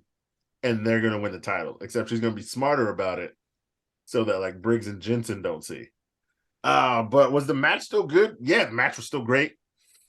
Match was still great. I love, Kaden and Katana's tag team moves where she like trips her by slipping out of the ring, or she kicks her. Well, yeah, something like that. She kicks her, slips out of the ring. Kaden hits her with like a super kick, and then Katana like goes over the top rope. Like their moves are just too smooth. That's what you get when you just together all day, every day, and working out together and working on moves together. You just get chemistry like that. But yeah, as soon as Kiana threw that bitch off the top, I was like, here it is. I don't know how she's gonna do it, but here it is. It's coming around. And as soon as she held the feet, I was like, oh my God, this is great. It was great to me. That ending alone, yeah, definitely pumped up this match. It pumped it up 2 ratings for me. So I originally had it as a 5, but that ending alone made me give it a 7.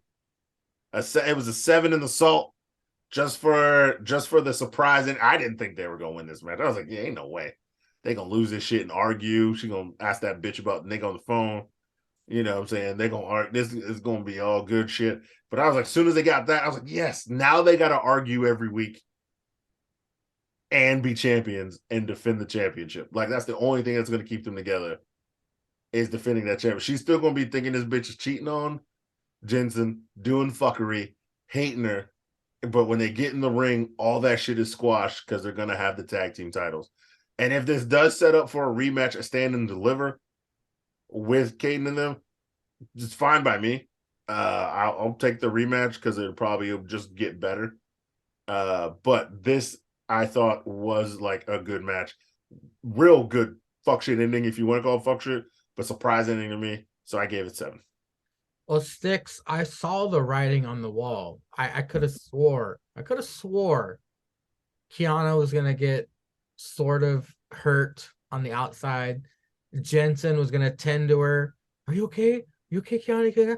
And then Fallon was gonna be like, "What the fuck you doing? We got a match on it." And then Kaden and Katana would take out Kiana to retain. I saw it on the wall. I was like, "That's what's gonna happen. That's what's gonna happen. It's formula. It's formula. It's right there. I see it." But boy, was I wrong, Sticks. What did you think of this NXT Women's Tag Team Championship match? Well, I was going into the match. I thought for sure Kiana would have tried to cheat and Fallon would have caught her. That would have caused an argument, which would have allowed Kaden and Katana to divide and conquer, and they end up hitting their finisher for the win. Yeah, I was wrong on that one too. Kiana and Fallon, I mean, for throwing together a tag team, they're still working together. They're still trying to get some tag team moves together. Kiana is going to be that heel that will do whatever it takes to either even the score up or get the upper hand. But Kate and Katana, man, these girls are so smooth together.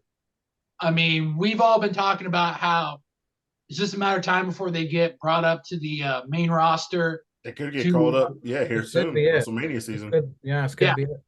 So, I mean, they could probably get a rematch, look strong in that, and either get some fuck shit happen again, and they go up to the main roster.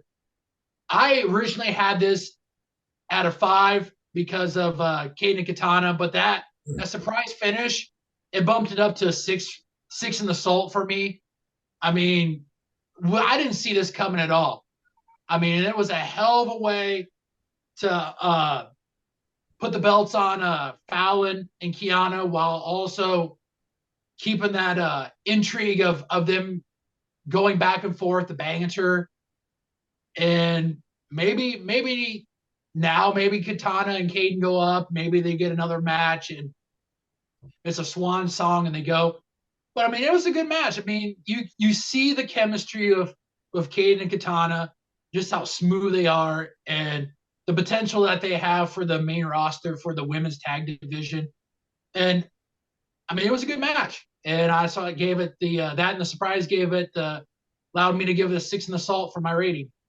So I know we're talking about Vengeance Day, but my brain never stops. If I'm booking this, I would book it as Cross-Eyed Kid goes, okay, well, we have new tag champs. Now we need to find new tag team number one contenders.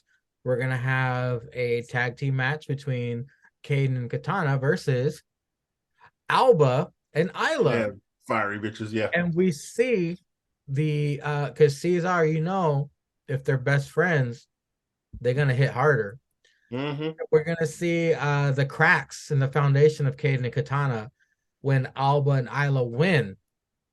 To which I don't know, Katana turns on Caden, Caden turns on Katana. We get a match between those two one-on-one at Stand and Deliver, and they're gonna fuck each other up.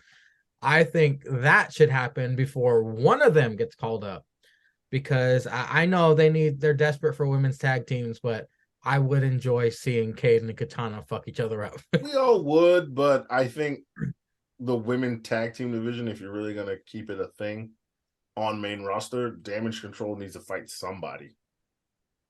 And if you want to make them credible, like at least you have a new tag team that can take an L because they're called up, but a new tag team that'll actually work well together. So I would rather no, don't get me wrong, that match would probably be really fire. That match would probably be fucking gold. But I would rather them get called up like Raw after Mania, SmackDown after Mania. Well, let me make a bold statement here. I think Caden and Katana are the best women tag team in WWE. Oh, facts. By far. Flow together. They got great chemistry. They obviously are championship material. Yeah. I think they're untouchable when it comes to a women's tag team. Yeah, you're right. Have them called up. I don't want to see them lose to Damage Control. I want them to fuck up. Like, I don't want them to be called up just to be a punching bag for a main roster. But you could do the same thing that you just did. You call them up, they're new on the scene, and they could win. So you're giving them the respect that they got for being the longest women tag champs in NXT. They come up and actually win the titles and keep them for a while and go on a run. Then I say you break them up on main roster if you wanted to have that match between them. Because, I say call them up, they could win.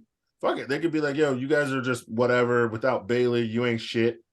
You know what I'm saying? Come over here. Bayley can be distracted by some Becky Lynch shit or whoever the fuck, Bianca Belair or Charlotte shit. Fine, do that. And then, but just have them take the titles.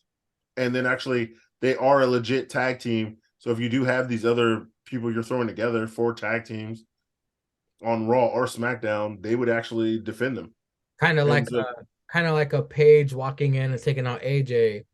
And then Paige literally won it her first night. Walk in and take out Damage Control and be champs just like that. Yeah, if you did that on TV though, on free TV, that shit would be crazy. Imagine that pop SmackDown or Raw after Mania. Yeah, yep. Yeah, you know what I'm saying? Like Raw after Mania, Damage Control talking about, we take on everybody. We whooping everybody's monkey ass. And then they come up. I don't think they'd get a massive pop, but when they win, it would blow the massive roof pop off that place. Yeah. Like imagine they lose Stand and Deliver, right? To like the Witch Bitches, and the Witch Bitches become number one contender or whatever. Or they lose on that NXT, so they don't show up. Maybe they don't get a match Stand and Deliver.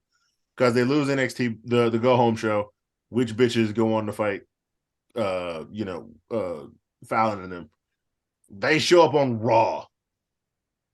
Damage Control talking shit. They show up on Raw, right? Everybody, people will probably be like, yeah, whatever. Who the fuck, half the people are gonna be like, who these bitches? The NXT watchers are gonna be like, damn, okay, we got a match. These are 4 women who all excelled in NXT. I hope they keep their entrance like the lights go out, the lights come back on. Caden's over here in the crowd. Katana, they got their fucking guns and shit. They'll be like, 4, what the fuck? And then they come down and they shock the world. 4 women who elevated their craft on NXT. So that's another props to NXT. Of course, Corey Graves is gonna drop that nugget. This is Katana and Caden. They were the longest tag champs on NXT. They're gonna fight Damage Control. He's gonna be hating. He's gonna be cooning. well, he can't coon, but he gonna be crackering. And then that other British fuck, who cares about him? So he gonna be crackering. They get in the ring, they win the titles. Raw after Mania, Corey Graves gonna be like, "What the fuck? What the? Oh my god! They get it. Bailey gonna be mad. She gonna be pulling switchblades out of the 38 pockets on her shit. She gonna go full Mexican, ready to cut a bitch. She gonna pull out a Corona, talking about family, and then pop that shit with the switchblade. And then fucking they got the tag champs, nigga. Shit, you book that shit, Triple H, you hoe. Bet you won't. No balls.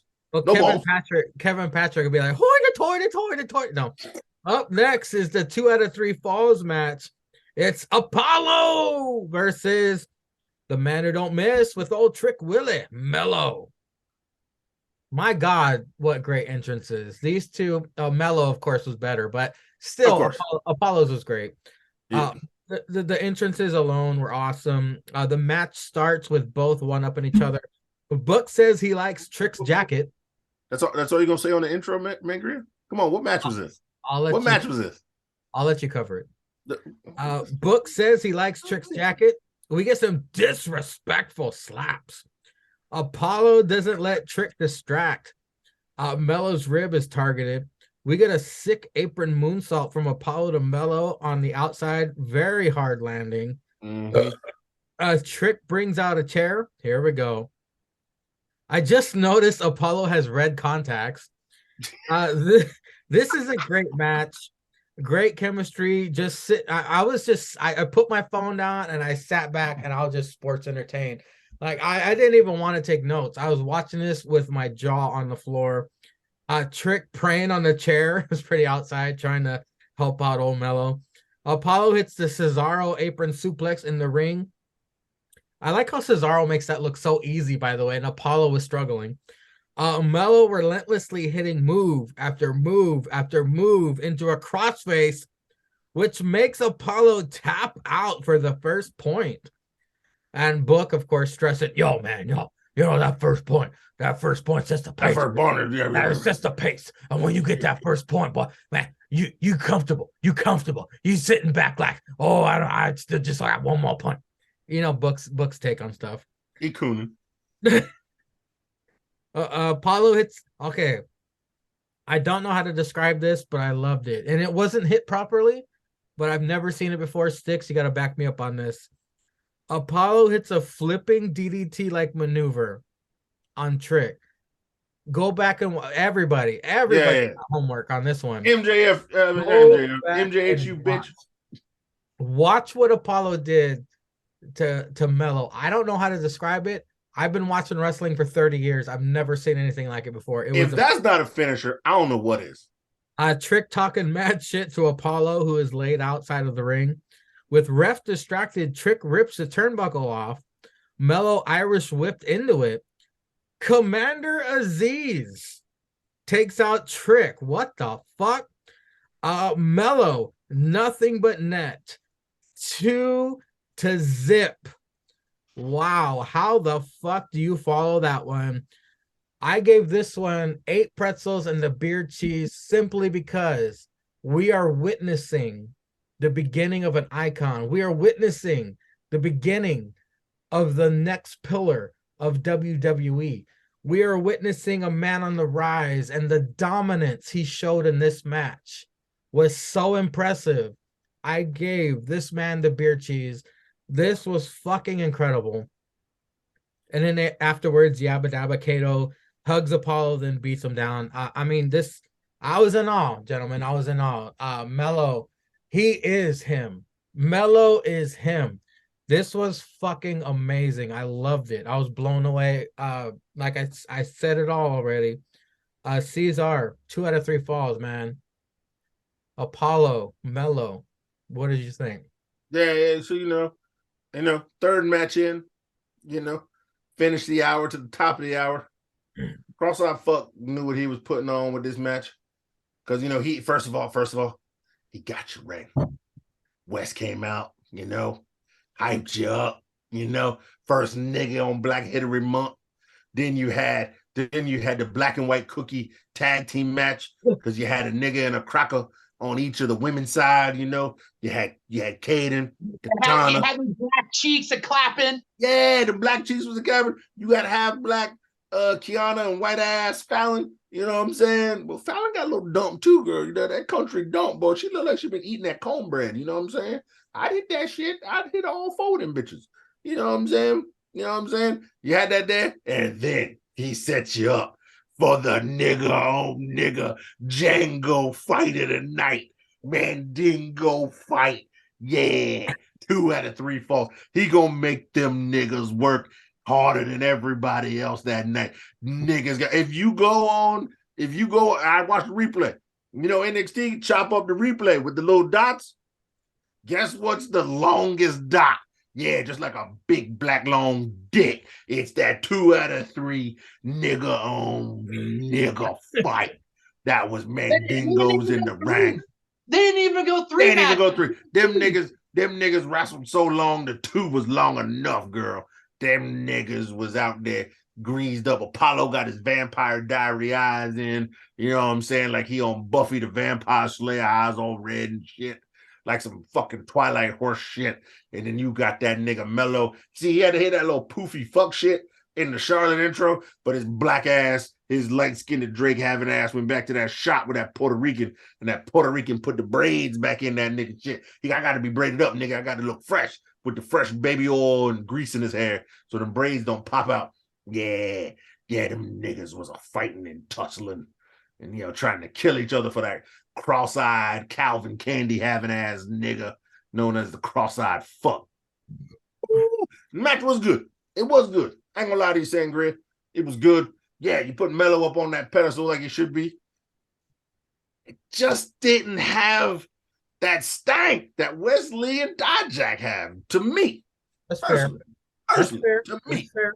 Hey, Wesley and Dijak. We're 3 guys. We all have different opinions. That's fine. Yeah. Wesley and Dijak had that stank, girl. That shit had that, I don't know. It had that, like, good. You know, they was taking it personal. It was, you know what I'm saying? It was good. It was good. It was good. With the T, like Booker T with his coon ass would say. Both matches was good. Just that Wesley and that Dijak just had that extra stank for me. You know what I'm saying? I don't know what it was. But you got Commander Aziz, and Commander Aziz, you know, I was like, oh shit, girl. Apollo got some back because you called it. You're like, was Axiom gonna be Apollo's backup to fight Trick Willie? Goddamn, Commander, you bringing that SmackDown shit back? I thought Apollo was gonna start speaking African again, nigga, or something. He's gonna change his accent again. Wakanda. Yeah, Wakanda Forever just dropped on Disney Plus too. That shit just dropped a couple days ago for Black HittRY Monf.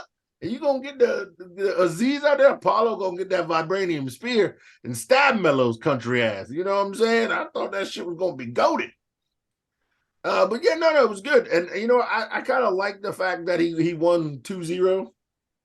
I kind of like that fact because they're just saying, yeah, he's just like he says, he's on another level. You know, it makes Mello look strong. You know, Mello, I will say, for a heel, which is the only reason why I didn't pick him. Mello, obviously, when you have titles, you don't lose for a while because you're going on a stretch. And then we all see it. The heel loses, then he loses a couple matches until he gets back on a run going for a title. Mello's like the only person who maybe will lose one match, and then he goes on like another run of winning matches. And I'm just like, yo, they got all the faith in Mello for real. Like, Mello don't, like, if we really could Google his record, I'm pretty sure we can count his losses on like one hand. JH, this is home. No. Jesus Christ. I wouldn't do that, JH. Well, his dumbass probably get drunk on Coors Light and forget. But anyway, yeah, the man, the myth, the legend known as Mello, he is killing it. Him and Apollo did put on a good match. Just for me, just didn't have that stank that Dijak and West had. That shit to me was way more entertaining in and out the ring. But yeah, a good false finisher can always improve a match. You know what I'm saying? It just sucks you in more. I didn't like how the first fall went. They're trying to say something like Apollo couldn't breathe, and then that's why when he had him in the crossface, he had to tap out early. The second fall, I totally get. Over his nose. Yeah. Second fall, I totally get. Yeah, the way everything was set up with Commander Aziz, Trick trying to losing the turnbuckle, trying to tell Mello, and then he gets reversed into it. that's how I thought Apollo was going to win the second point after like throwing him into that, and then it would go to a third point. But I mean, they brought it out real great, and then like the second fall, yeah, I thought was like super well done. Just that first fall, like didn't do it for me. Like I was like, why would he just tap out like out of nowhere? So, but no, I still gave it 8 in the must. This was a really good match. I was thoroughly invested in between the match, but yeah, just didn't have that stank that Dijak and them had for me personally. Okay, I'm gonna mute Cesar. Cesar, please, no disrespect, sir. Okay, I'm going to propose a theory why Wesley and Dijak got the beer cheese. Because I think we are expecting excellence from Melo. And Melo delivered excellence like Melo does. Wesley versus Dijak, I think, was a surprise because we've seen Wesley, we've seen Dijak. Dijak's been shit on NXT TV, but Cesar said it himself. When Dijak goes to takeovers, Dijak performs. And then we mix that magic in with Wesley, who has a chip on his shoulder. Wesley has something to prove that he is worthy of the North American Championship. They delivered a performance that we will be talking about for the rest of the year. Whereas Melo is expected excellence, and he delivered excellence against a veteran. Whereas Wesley took out Dijak was a surprise because we were expecting Dijak to just run roughshod on Wesley and beat the fuck out of him. Wesley came out and performed possibly the best match of his career. I think the surprise factor might be the reason why that was the beer cheese match for y'all. Whereas Melo, we're expecting excellence, and we were delivered excellence. So we knew what we were getting. But with Wesley and Dijak, with the pressure of kicking off a takeover and the pressure of takeovers history of kickoff matches being excellent, we saw Wesley and we saw Dijak put on a performance that was amazing. And therefore, I believe that's why they got the beer cheese over Melo and Apollo. Just a theory. I'm just saying thoughts here. I could be wrong, but I'm just throwing a theory out there. I'm not trying to downgrade anything. I'm not trying to diminish what Wesley and Dijak did, because I too was amazed. I loved it, and I hope Wesley continues this. Dijak has put on performances with Keith Lee, as Cesar said. We've been impressed in the past, but Wesley to put on this performance, amazing. But again, I digress. Six, what did you think about Cesar? It won't let me. Are you unmuted, Cesar? Yeah, it asked me. Okay, there. Sticks, what did you think of Melo versus Apollo? 2 out of 3 falls. I thought it was a really good match. I've been a big fan of Melo since the initial breakout tourney. Cesar, sorry, Sticks. Cesar, you said something about Melo's entrance that I missed. No, I didn't say anything about that. No, I really love the entrance, but I didn't say anything. You said I forgot to say something about his entrance. No, yeah, I'm just saying you forgot to say it was nigga on nigga. Oh. You just forgot to say it was the nigga on nigga match of the night. Sorry, Sticks. Go for it. Like that's what started the nigga on nigga. How am I gonna say that, Cesar? You can say ninja like Sticks does. Don't act like you ain't never said it before. It was the Django Kool-Aid match of the night. No. Yeah. That's all I was saying. I was like, only thing you didn't say is like this was the nigga on nigga match of the night. Ninja. No. Yeah, you ain't pull no eye out or nothing. Cross-eyed fucking had nothing to say. Like Mortal Kombat, you had Sub-Zero versus Scorpion. Yeah, ninja on ninja. Yeah. See, I can't say it, even though I've been invited to like family barbecues. I mean, I still have to show the respect, but I mean, we all know what it is. Yeah. And that's all it's gonna be. No, it's kidding. And that's all it's gonna be, the Cotton Candy Django fight of the night. Yeah. But no, this was a really good match. I mean, for me, the reason I didn't get my beer cheese was like a couple. I don't know if I want to say a couple minutes into Wesley and Dijak, but just a little bit into their match, it gave me like a big fight feel compared to like with Mello and Apollo. I just didn't get that. Like, even though knowing Mello's gonna give a fucking performance of the night.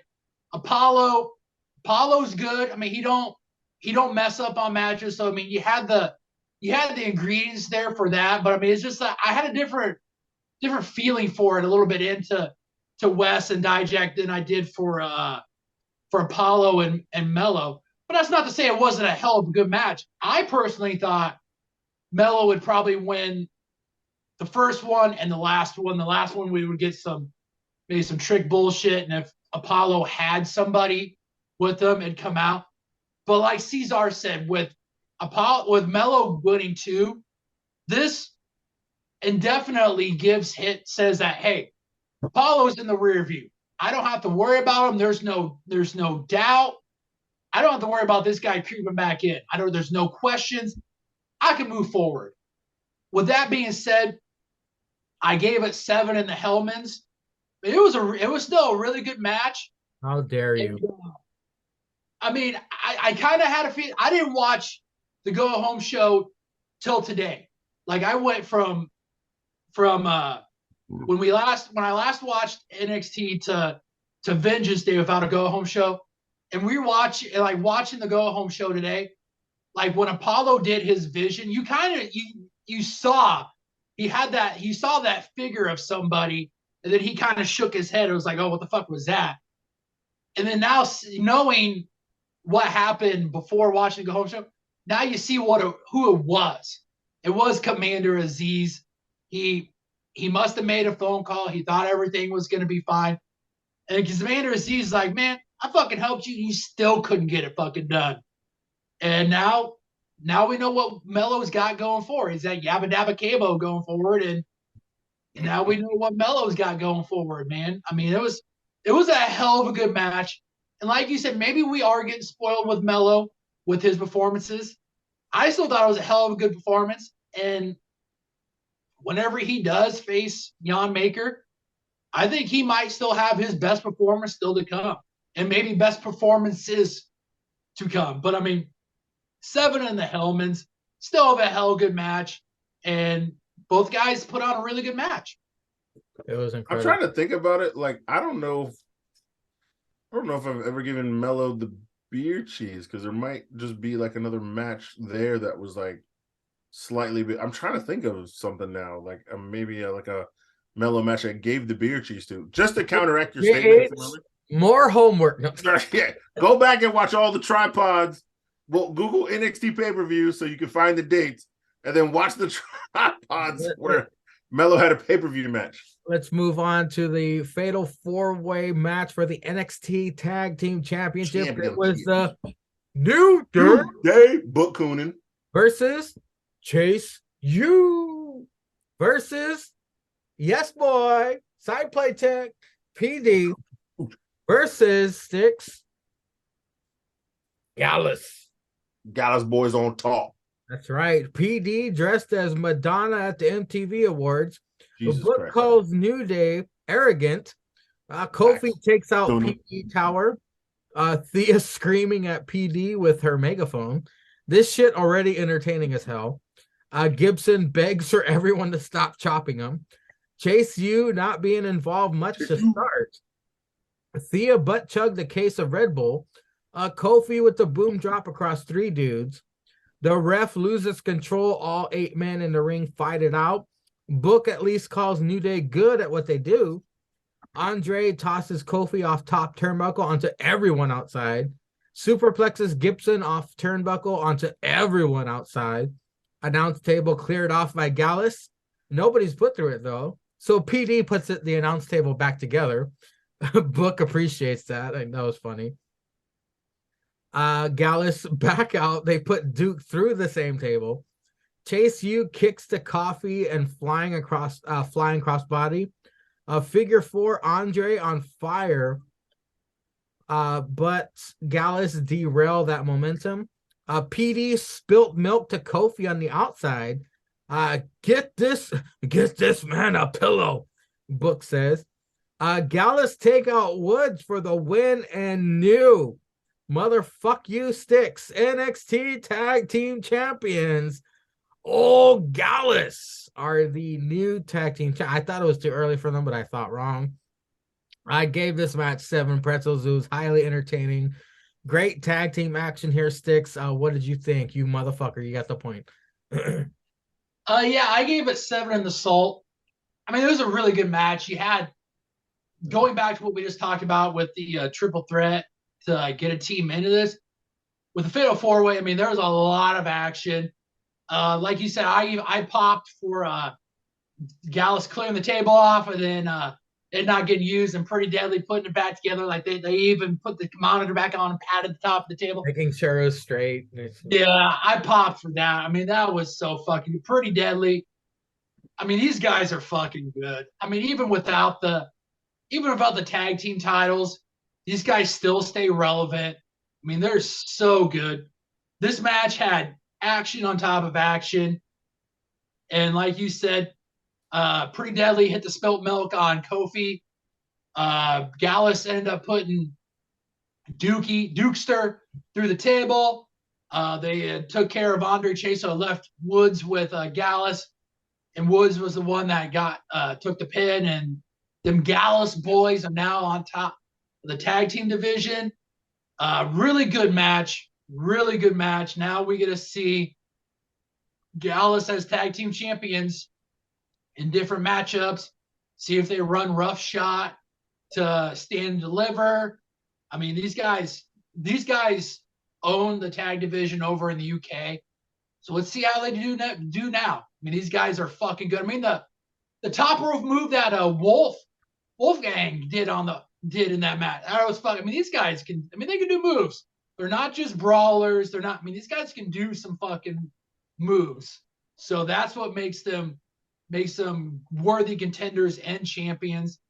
These guys are good. This is going to be a hell of a good tag team. I think I even said to you guys, if they could get the other Coffee brother in. I mean, they had one guy that stayed relevant in the singles division, while the other two ran roughshod over the tag.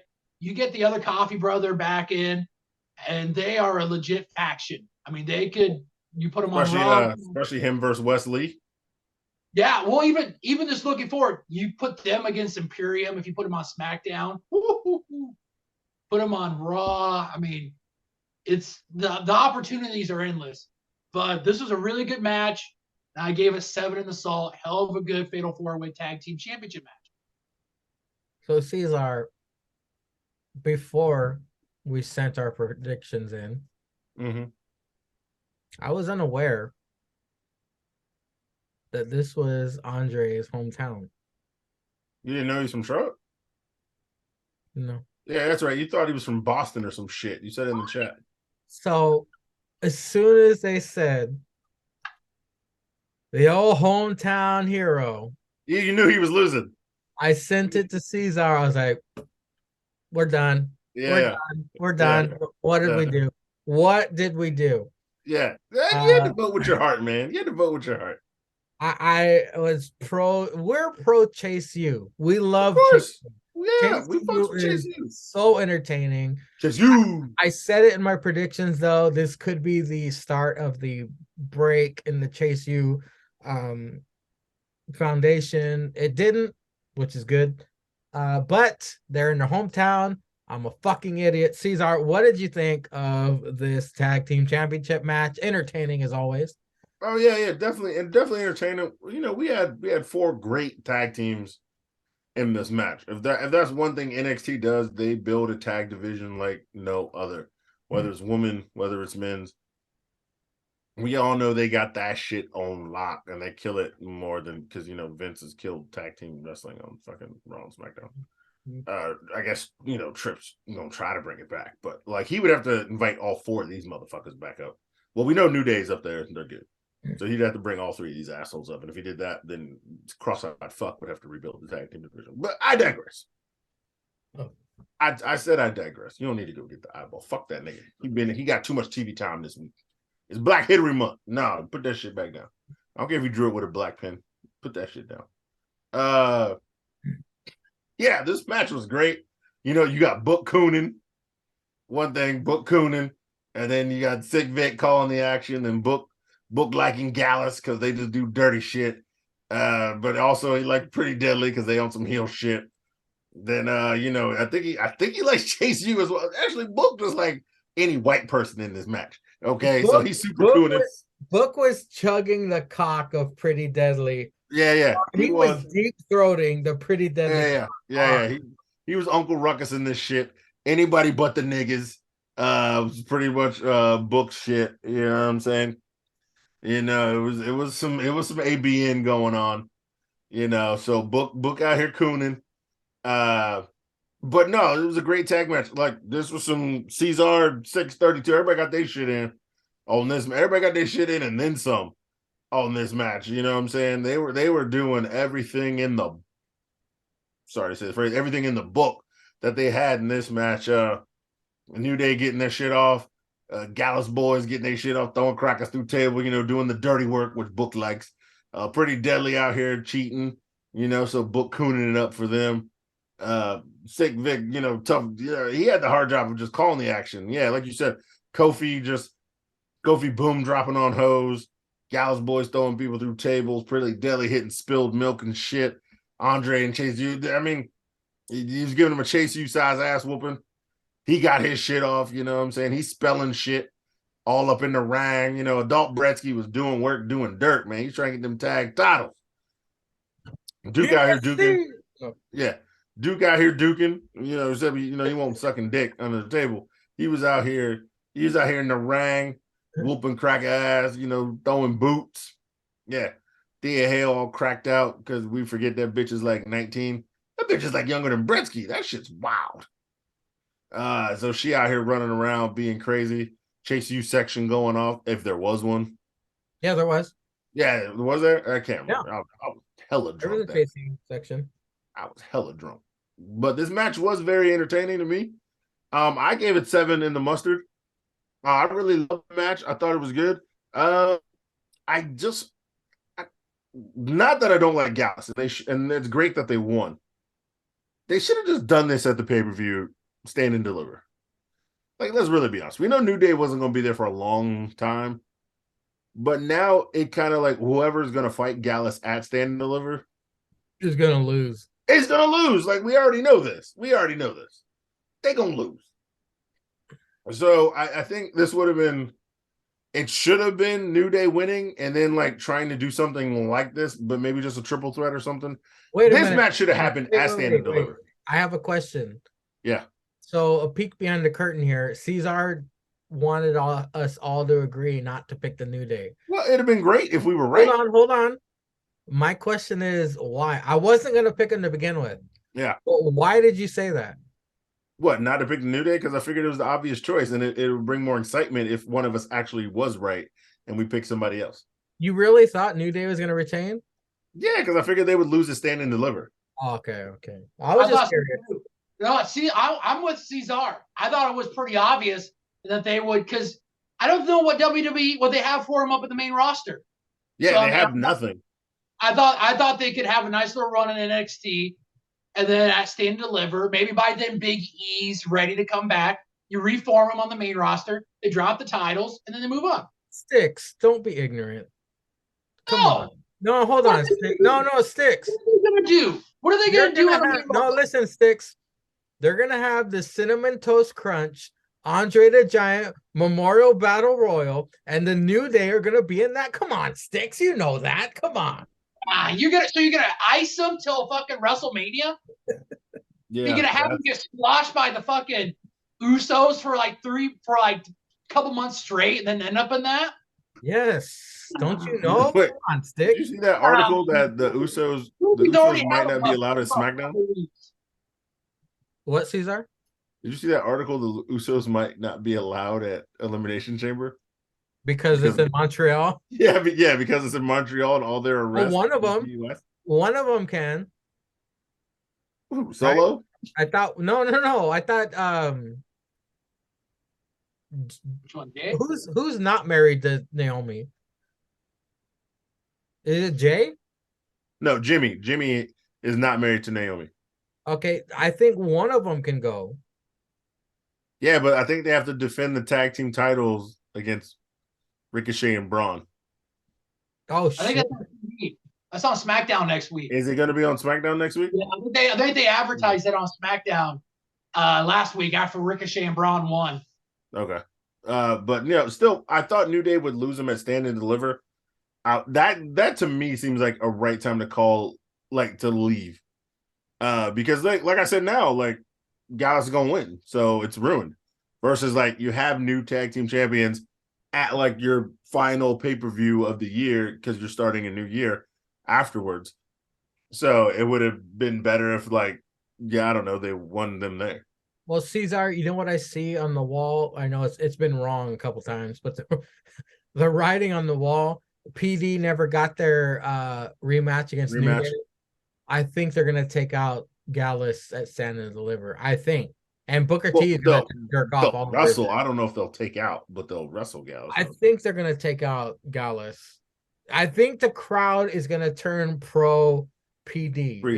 Yeah. I think. Well, that's just the power of the New Day making them funny. That's true. But no, that match was good though. We can't front. That match was banger. That they took the titles from them. But yeah, I mean, yeah, if that happens, I'm not. You know what? I wouldn't be mad at that shit either. Wait, what was your rating, Cesar, for this? What is it? 7 in the mustard? Sticks. What was your rating for it? 7 in the salt. Okay, that sounds about right. Now in the chat, I might have been a little drunk. Maybe, Yeah. maybe, because I thought the next match was the last match. This nigga. It should have been the last match. It should have been. I remember this shit. It should have been the last match. Mm-hmm. It was a triple threat match for the NXT Women's Championship. This motherfucker came in and said, "Yo, the women ended the night." I was like, "Fuck you, mean? I ain't seen no yawn maker. I ain't seen no cage." Hey, it should have been the last match of the night. It was the last match of the night for me because I turned it off and left after this. Hey, props to you, brother, because it was NXT Women's Champion Roxanne versus Gigi and JC, otherwise known as Toxic. Match starts out like we all knew it would, 2-on-1. Book cheerleading for his girl, Roxy. Book Roxy was horny. Sorry, Book was. I wrote notes. I just found a piece of paper. Book was saying some horny shit during the women's tag team match, and Vic was like, "Aren't you married?" And he was like, "Book was like, what you mean, dog?" And he's like, "You ain't looking at these fine women in the ring getting it on." And Vic was like, "No, I'm a married man. I'm just calling the action." Book was saying some horny shit. I'm gonna find it and send it to y'all in the chat. Book was saying some horny shit during the tag match. Roxy was holding her own though against the two women. JC inadvertently takes out Gigi on the outside. Gigi pulls JC out and screams at her for what happened. She then pulls JC in harm's way as Roxy baseball slides.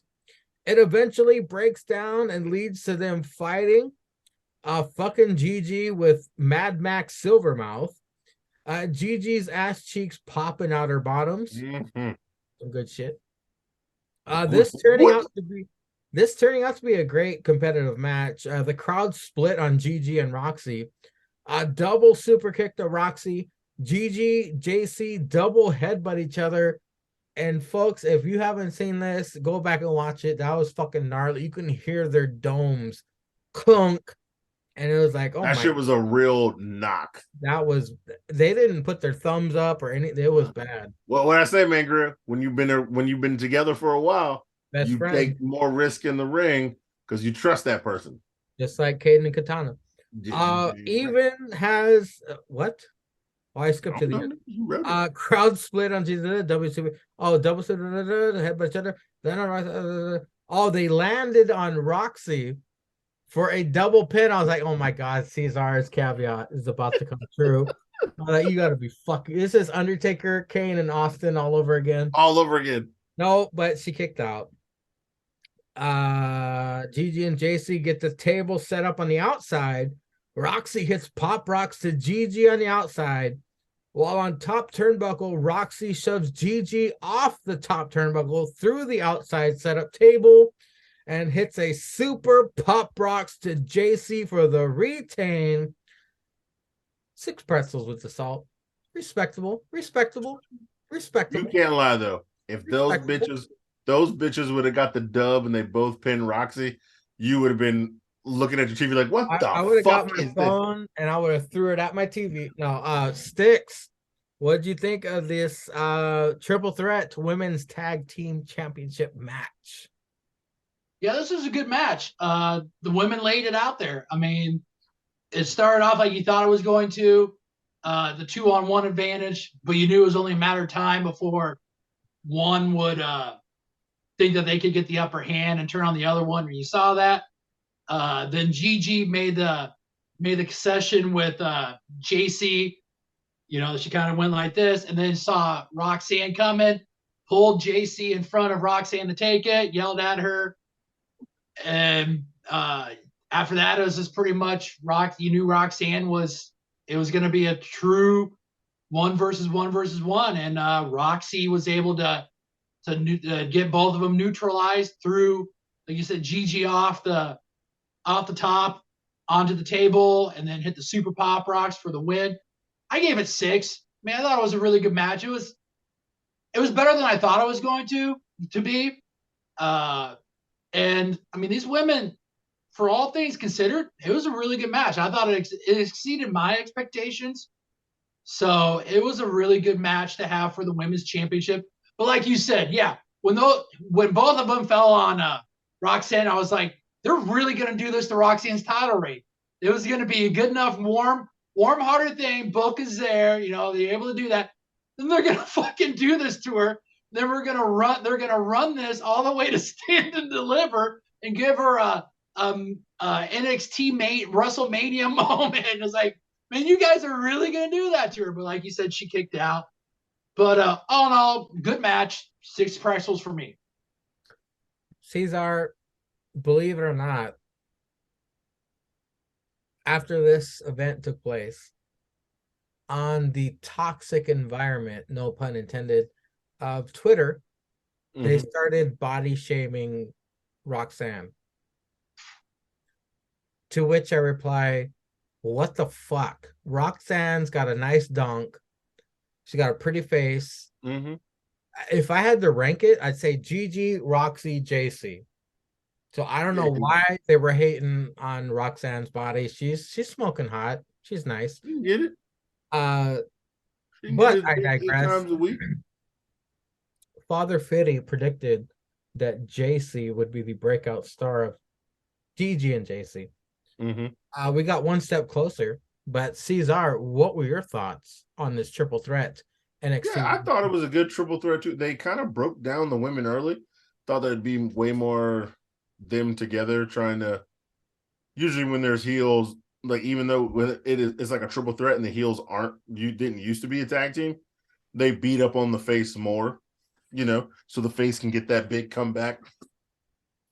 They kind of broke down the triple threat to break them down quicker. But I ain't mad at it. I'm not mad at it. It was still like a fine match. It was still a great championship match. Yeah, very competitive, all 3 ways. But yeah, I was like, oh shit, they are gonna do this. They're gonna do this shit right here. I was like, damn, they're gonna take Roxanne title within a month. Mandy had that shit for like 800 days, and they're gonna take Roxanne like this because Booker T leaving. They're like, yeah, Book, we gonna give you a chance to have Roxanne have the title, but we gonna yank that shit for you. Get your black ass out of here. I was like, damn, that shit cold, baby. That shit cold. I was like, it's Black HittRY Month. I mean, I know she ain't black, but she's still colored. You know, they see them all the same to white people. You know, you either colored or you white. In America, shit. Shut up, bitch. I'm talking. You didn't have too much screen time. So I was like, damn, they're gonna do her like this. They're gonna do this hoe like this. And then she kicked out. I was like, So I was like, man, that still would have been cool, man. They need to bring back that lay cool shit. They need that two niggas hold the title. And just like, I need Mello and Trick the Pinion Maker. And they share the title. Man, that shit would be great. That shit would be gold, baby. I need some new shit. You know what I'm saying? Some fuckery that we ain't seen in a while. But yeah, man, I thought do you remember when Lay Cool held the titles? They didn't split the titles on the middle. no, they had two titles. It was jagged. Yeah, and it was two titles though, but like it was so great. That's what made it great. And either one of them could wrestle a bitch in a title match, and then the other one would just cheat from the outside. It was so great. Like that was good. Like whoever wrote that bit deserved every raise they got. Because that shit was going, and they shared the title. They were lay cool. With the side plates, you could have a GG side plate and a JC side plate on the title. They could have two titles. Yeah, it could just be a jagged title like you did like that. That shit was so great because you could have one of them walking the title, holding the title. Like let's just say it was one title. One of them could walk down with the title to the ring, and the other one could wrestle and be like, "Yeah, you ain't getting this, bitch. I got it right here," and just like taunt the person on the inside, and then cheat and shit, and like hook the leg or some shit. Be so good, so good. But I know I gave it 6 in the salt also. I thought it was a good match. I loved it. Yeah, book Coonan for his girl as he should. You know what I'm saying? But still being horny by Toxic Attraction.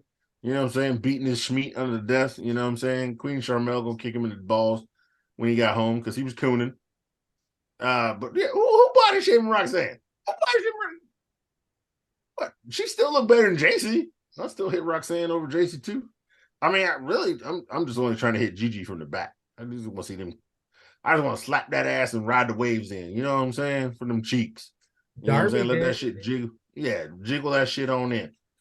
You trying to body shame Roxanne? What? Because she ain't like muscle toned or whatever? It don't matter. She ain't like huge. She ain't fat. She ain't no 9 jacks. You know what I'm saying? Andy ain't trying to fuck Roxanne. She ain't no super thick bitch. You know what I'm saying? Super fat. You know what I'm saying? I mean, fat bitches need love too. Respect to fat bitches out there. You know, we need love too. The best part of Roxanne is her entrance when she comes out and she shows her ass to the crowd. Yeah. And then she gets in the ring. I like and that. Then she gets in the ring. Yeah. Best part. This is the best part. So y'all hating for no reason. Get a life. Get out your mama's basement, yo. Sticks. We got the NXT Women's Championship. It's Roxy versus Gigi versus JC. What did you think? That was a good match. All three girls gave it all they could. It broke down. Like Cesar said, it broke down a little bit earlier. You would like to, typically you would have liked to see them make sure that she was like almost on the cusp of losing, and then one of them go to get maybe the table to put it out, and then the other one sneaks the quick pin, and then that's when you have a breakup. But like Cesar said, they broke it down earlier, and the finish is what you would want to see in a triple threat with face against the two heels. She was able to take put one through the table and then hit the super pop rocks. So all in all, it was a good match. I gave it 6 and thought it was the best way that they could do for Roxy for a title defense on a premium live event. I agree 1,000%. And on this next match, gentlemen, I want to be the only one to go this long on it. It's a steel cage main event for the NXT Championship. It's Jan Maker versus Grayson Waller. Waller has a Steiner chainmail and a hoe carrying his golden shoe. Even has his own Nitro Girls. Also, a little bit of drippy. Jan barely tears through a Grayson poster during entrance. Struggles the open cage door. Grayson plows through him and fight begins outside. You can only win via pinfall or submission as match starts in the ring. Braun needs to stop using the standing moonsault. He red velvets it every time. Book hates on Ziggler. Okay. Grayson's somersault into unprettier like attack is incredible. Grayson leaping knee to head again. You hear him yell at Braun to reposition himself, like John Cena when he yells his spots. Extra punishment as Braun tied up in ropes, low blow, rolling stunner. Jan still alive. Grayson to the top of the cage. screws himself because Braun superplexes him from it. Spear, retain, 5 pretzels. Braun barks on top of the cage, Trick and Mello out. Sticks, what'd you think of this dog shit? I gave it 4 basically for Waller's entrance in the flipping Unprettier. And that's all I'm going to say about it. Caesar, garbage. What'd you think? Did you see? Oh, Fuck you that saw it. shit. You saw it today. What'd you think of this shit? I saw TikTok today, nigga. I ain't even gonna lie to you. I appreciate that. That shit got 2 in the dog shit for me. Oh.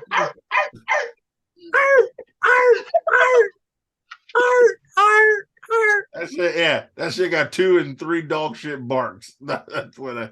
No. And then how you gonna suplex this nigga, right? And then spur him, and then be like, "This is my NXT. I run it. I ain't pinning you yet." And then do that shit where you run through the ropes and then spear him again. And that spear that he did, the first one that he did, was a horrible spear. Like he didn't even look like he was going fast. It was just one of those lunges, like, ugh. Yeah, dogs. Yeah, that unprettier move though. That shit's fire. That boy Grayson got some talent, bro. The women should have main evented. Okay, ladies and gentlemen, we made predictions. Well, you'll see at the beginning of the show. And guess who fucking won again?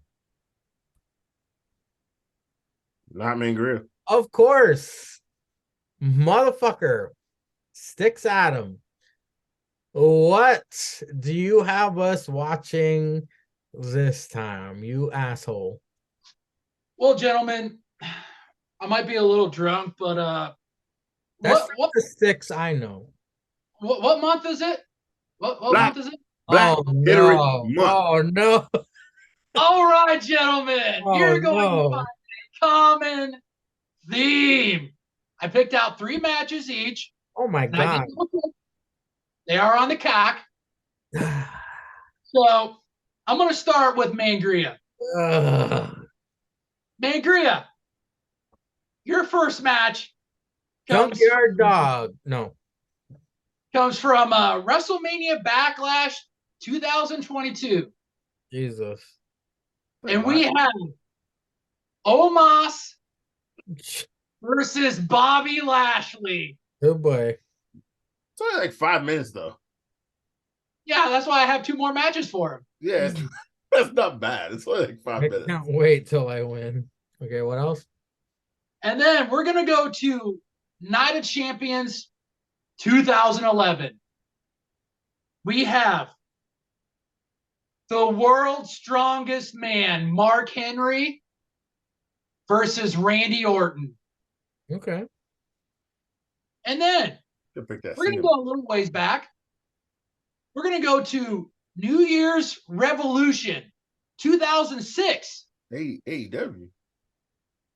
And we're going to go to Viscera versus a spry Shelton Benjamin. Oh, he probably humps him in the ring. Oh my god. Was this humping Vis? This is Shelton's mom. Is it Shelton's mama? I can't remember. If Shelton's mom is there, that's just gonna be a banger. Probably. That probably makes the literally a banger. Big Viz gonna fuck that bitch. Now to Caesar. Your first match, we're gonna go to WrestleMania 23, 2007. One of your favorites, Booker T versus CM Punk versus Edge versus Randy Orton versus Jeff Hardy versus Matt Hardy versus Finlay versus Mr. Kennedy. Hey! What? And a Money in the Bank. Kennedy. In a Money in the Bank ladder match at WrestleMania. Money in this thing? Oh, where Edge won again? Or is this when CM Trash wins? Trash. Yeah. Second, we're going to go to Capital Punishment 2011. If R-Truth Yeah. is not on the cover, I'm not watching this. What? And yeah, I only watched the Capital Punishment where R-Truth was on the cover because that's where he smoked a cigarette the week before in the rack. No, I'm just fucking with you. Versus It's Ron Killings. You damn right. R-Truth versus John Cena. Oh, never mind. I watched this match. You goddamn right. See, I'm not gonna do you dirty. Yeah, this shit's goated. This one's goated. And last and certainly not least, we're going to go to WWE Evolution, the all women's pay-per-view, 2018. Everybody's favorite crazy chick, Alicia Fox and Milfy James versus Trish Stratus and Lita. That's some good shit too. Some butt meat cafe right there. Yeah, see, I'm not gonna do you dirty. Where'd Mangria go? I probably had to go take a piss. Yeah, cat probably jumped out the fucking window or something. Probably. Found out he lost again, and the cat's like, "Well, Yeah, I gotta get a fucking. Where's ASPCA? Get me over to Iowa." Yeah. Crack ass, yeah. But nah, man. Yeah, man, fuck. That pay-per-view was good. Fuck y'all maker though. Fuck y'all maker. Ugh. I knew it too. I knew if I won, I was like, "Yep, we're in February."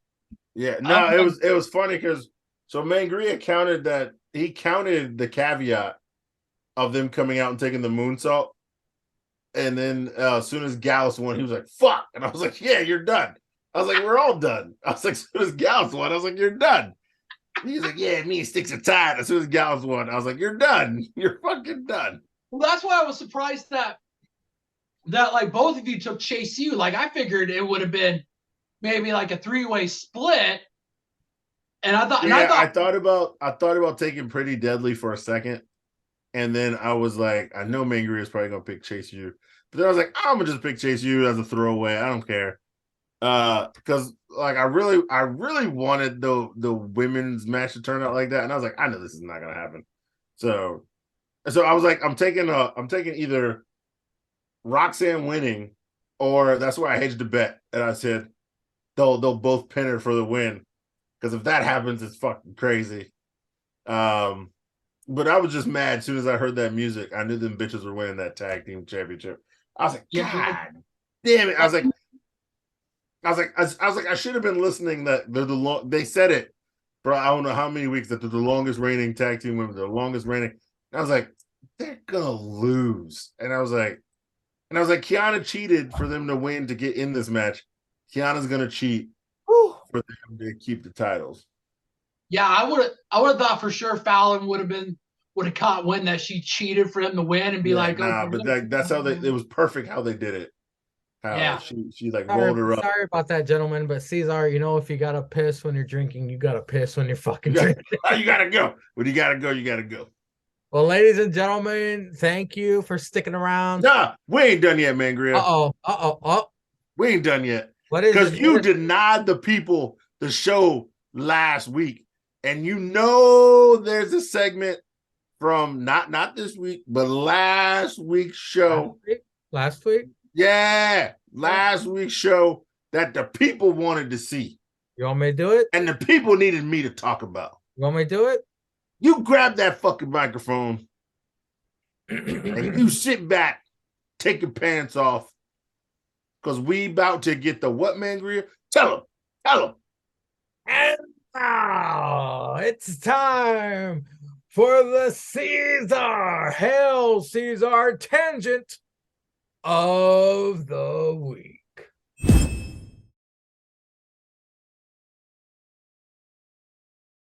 See, you motherfuckers. Now double your money and make it stack. I'm on to the next one. On to the next one. It goes on. There was still a show, and the show must go on. But you motherfuckers. Y'all know there was a segment last week I had to talk about. It was that bullshit ass barbershop cutways that Apollo Trash went to. This country nigga ain't had no hair. See, 3 weeks ago, Trick Willie, when Apollo got the tag team win, he met him in the parking lot, and Trick Willie said, "How you gonna get a cut? He ain't got no hair. You goddamn right, Trick Willie. He ain't got no goddamn hair. How he gonna get a shot? Then all of a sudden, we see that bullshit music. We see that bullshit sign on that bullshit door, and it's a goddamn barbershop. And for the first time in this barbershop history, I don't know why. Did something happen last week? Huh? Was there something on Tuesday that happened? Huh? It was niggered out in that barbershop. It won't no white bitches. It won't no Puerto Rocks, except for that bullshit Puerto Rock nigga that cut hair. It was niggered out. There was 5 extra niggas in that shit. Then there was Apollo nigga in the chair, like he was gonna get his beard trimmed up. Nigga had a clean bald head, girl. A clean bald head. It won't even like some fuzzies, like carpet fuzzies, like when you drop a lollipop on the carpet and there's fuzzies on it. Won't none of that shit on his head. It was a clean bald head. And this nigga sitting in the chair with the damn tunic on. And the only other non-nigga was that damn Puerto Rican. And according to NXT rules, he might be half black. Because we know 40% of the rosters like half black. And them niggas get shouted out for Black HittRY Month. So yeah, Apollo nigga was in there. The mother 5 niggas was in there. Yeah, wasn't no white bitch. Wasn't no another. Just niggered out. Yeah. Why was it niggered out? Huh? Why was it niggered out this time? Huh? Cross-eyed? Huh? Maybe because it was like January 31st or February 1st. So it was Black HittRY Month. So you had that bullshit barbershop. Nigga, girl, it was dark in there. It was dark in that shit like 2:45 a.m. It was so dark in that bitch. That shit was like 40 weight oil coming out of your car. It was so dark in that shit. That shit was darker than your closets closed and your shoes laying on the ground, nigga. It was so dark. That shit was so dark, nigga. It was like the street when they put new asphalt in your neighborhood, nigga. That shit was dark. Like if you ain't had no fucking lights on in your house, the breakers were tripping. You ain't pay your light bill in 3 months, so you gotta light candles. That shit was so dark. Nigga, that shit was dark like your refrigerator before you open that bitch and you stare at it empty because you only got 2 pieces of ham, no fucking bread, no mustard and mayo, three Kraft slices, and a pack of oodle noodles. So dark, nigga. Nigga, that shit was darker than the shit you take when you're super drunk and you got to be at work at 10 a.m. and it's 9:15 and you woke up late and you know it takes you 45 minutes to get to work, but you ain't showered and you smell like booze, sweat, and booty meat, and you're shitting in the toilet while the shower's running because you're running late for work. It was that fucking dark, nigga. Nigga, that shit was so dark, it looked like 18 Africans out in the sun for 36 hours picking cotton in 1772, nigga. It was that dark, nigga. Okay, that shit was darker. That shit was darker than the back of Forrest Whitaker's neck, and that's a joke somebody else told. You know what I'm saying? Because that nigga got a dark-ass neck, nigga.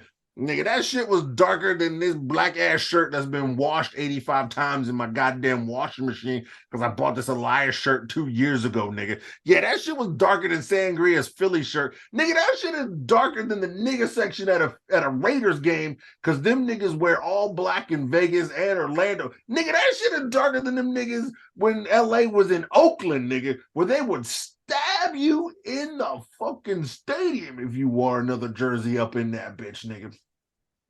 Nigga, that shit was darker than the parts of Alaska where the sun only rises for 2 hours a day and it's dark for the other 22 hours up in that bitch, okay?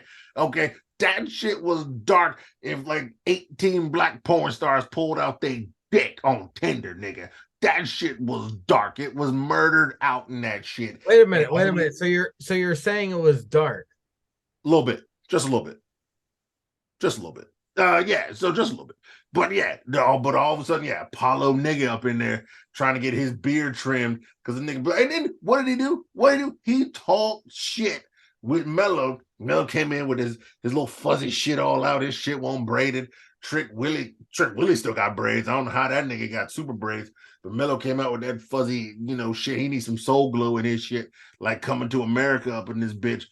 And that country ass motherfucker, Puerto Rican barber, ain't even get the clippers out. He ain't even get the clippers.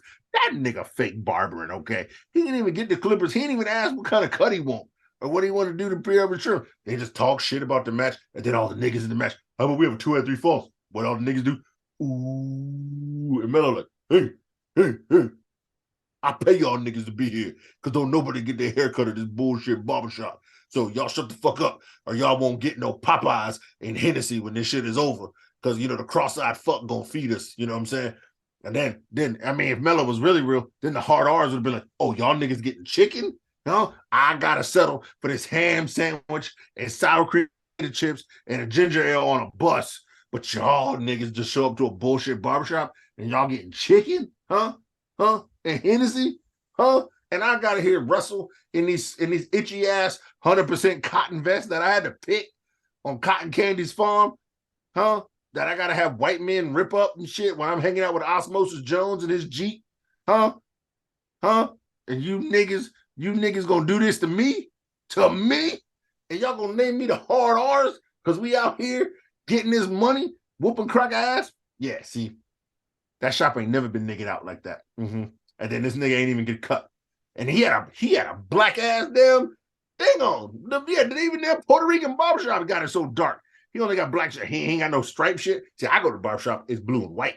You know what I'm saying? You can see the hair fall down on it. But he gonna get a haircut. How you gonna get a haircut when you got black ass hair on a black ass apron? That shit don't even make no goddamn sense. You need to see what you cut, nigga. You see what you cut, this bullshit Puerto Rican. That nigga don't know. Deport his ass.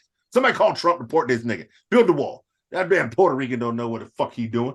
He out here faking, man. He probably got a fake Social Security card from MJF or some shit. I don't know. Get that nigga. Check his shit. Somebody call ICE. It's Florida. You know what I'm saying? And see, the reason I ain't gonna be here next week is because I gotta go to this thing, and it's in Florida. Let me find that bullshit barbershop. I swear to Christ, I'm gonna go Instagram live. I'm gonna burn that motherfucker down with that Puerto Rican in it. I'm like, yeah, I don't care. I don't care if it's murder. I'm gonna shoot that nigga on Instagram live, and I'm gonna edit it into damn NXT, and I could quit watching wrestling on this bullshit. And that's all I gotta say, and that's all it's gonna be. Trick Willie. Say the outro, man, Grid. Unmute your ass. Other than that, Cesar has no thoughts on the subject. Well, ladies and gentlemen, I hope you appreciate the supersized tripod we delivered to y'all. We were absent last week. We were back this week. We on fire.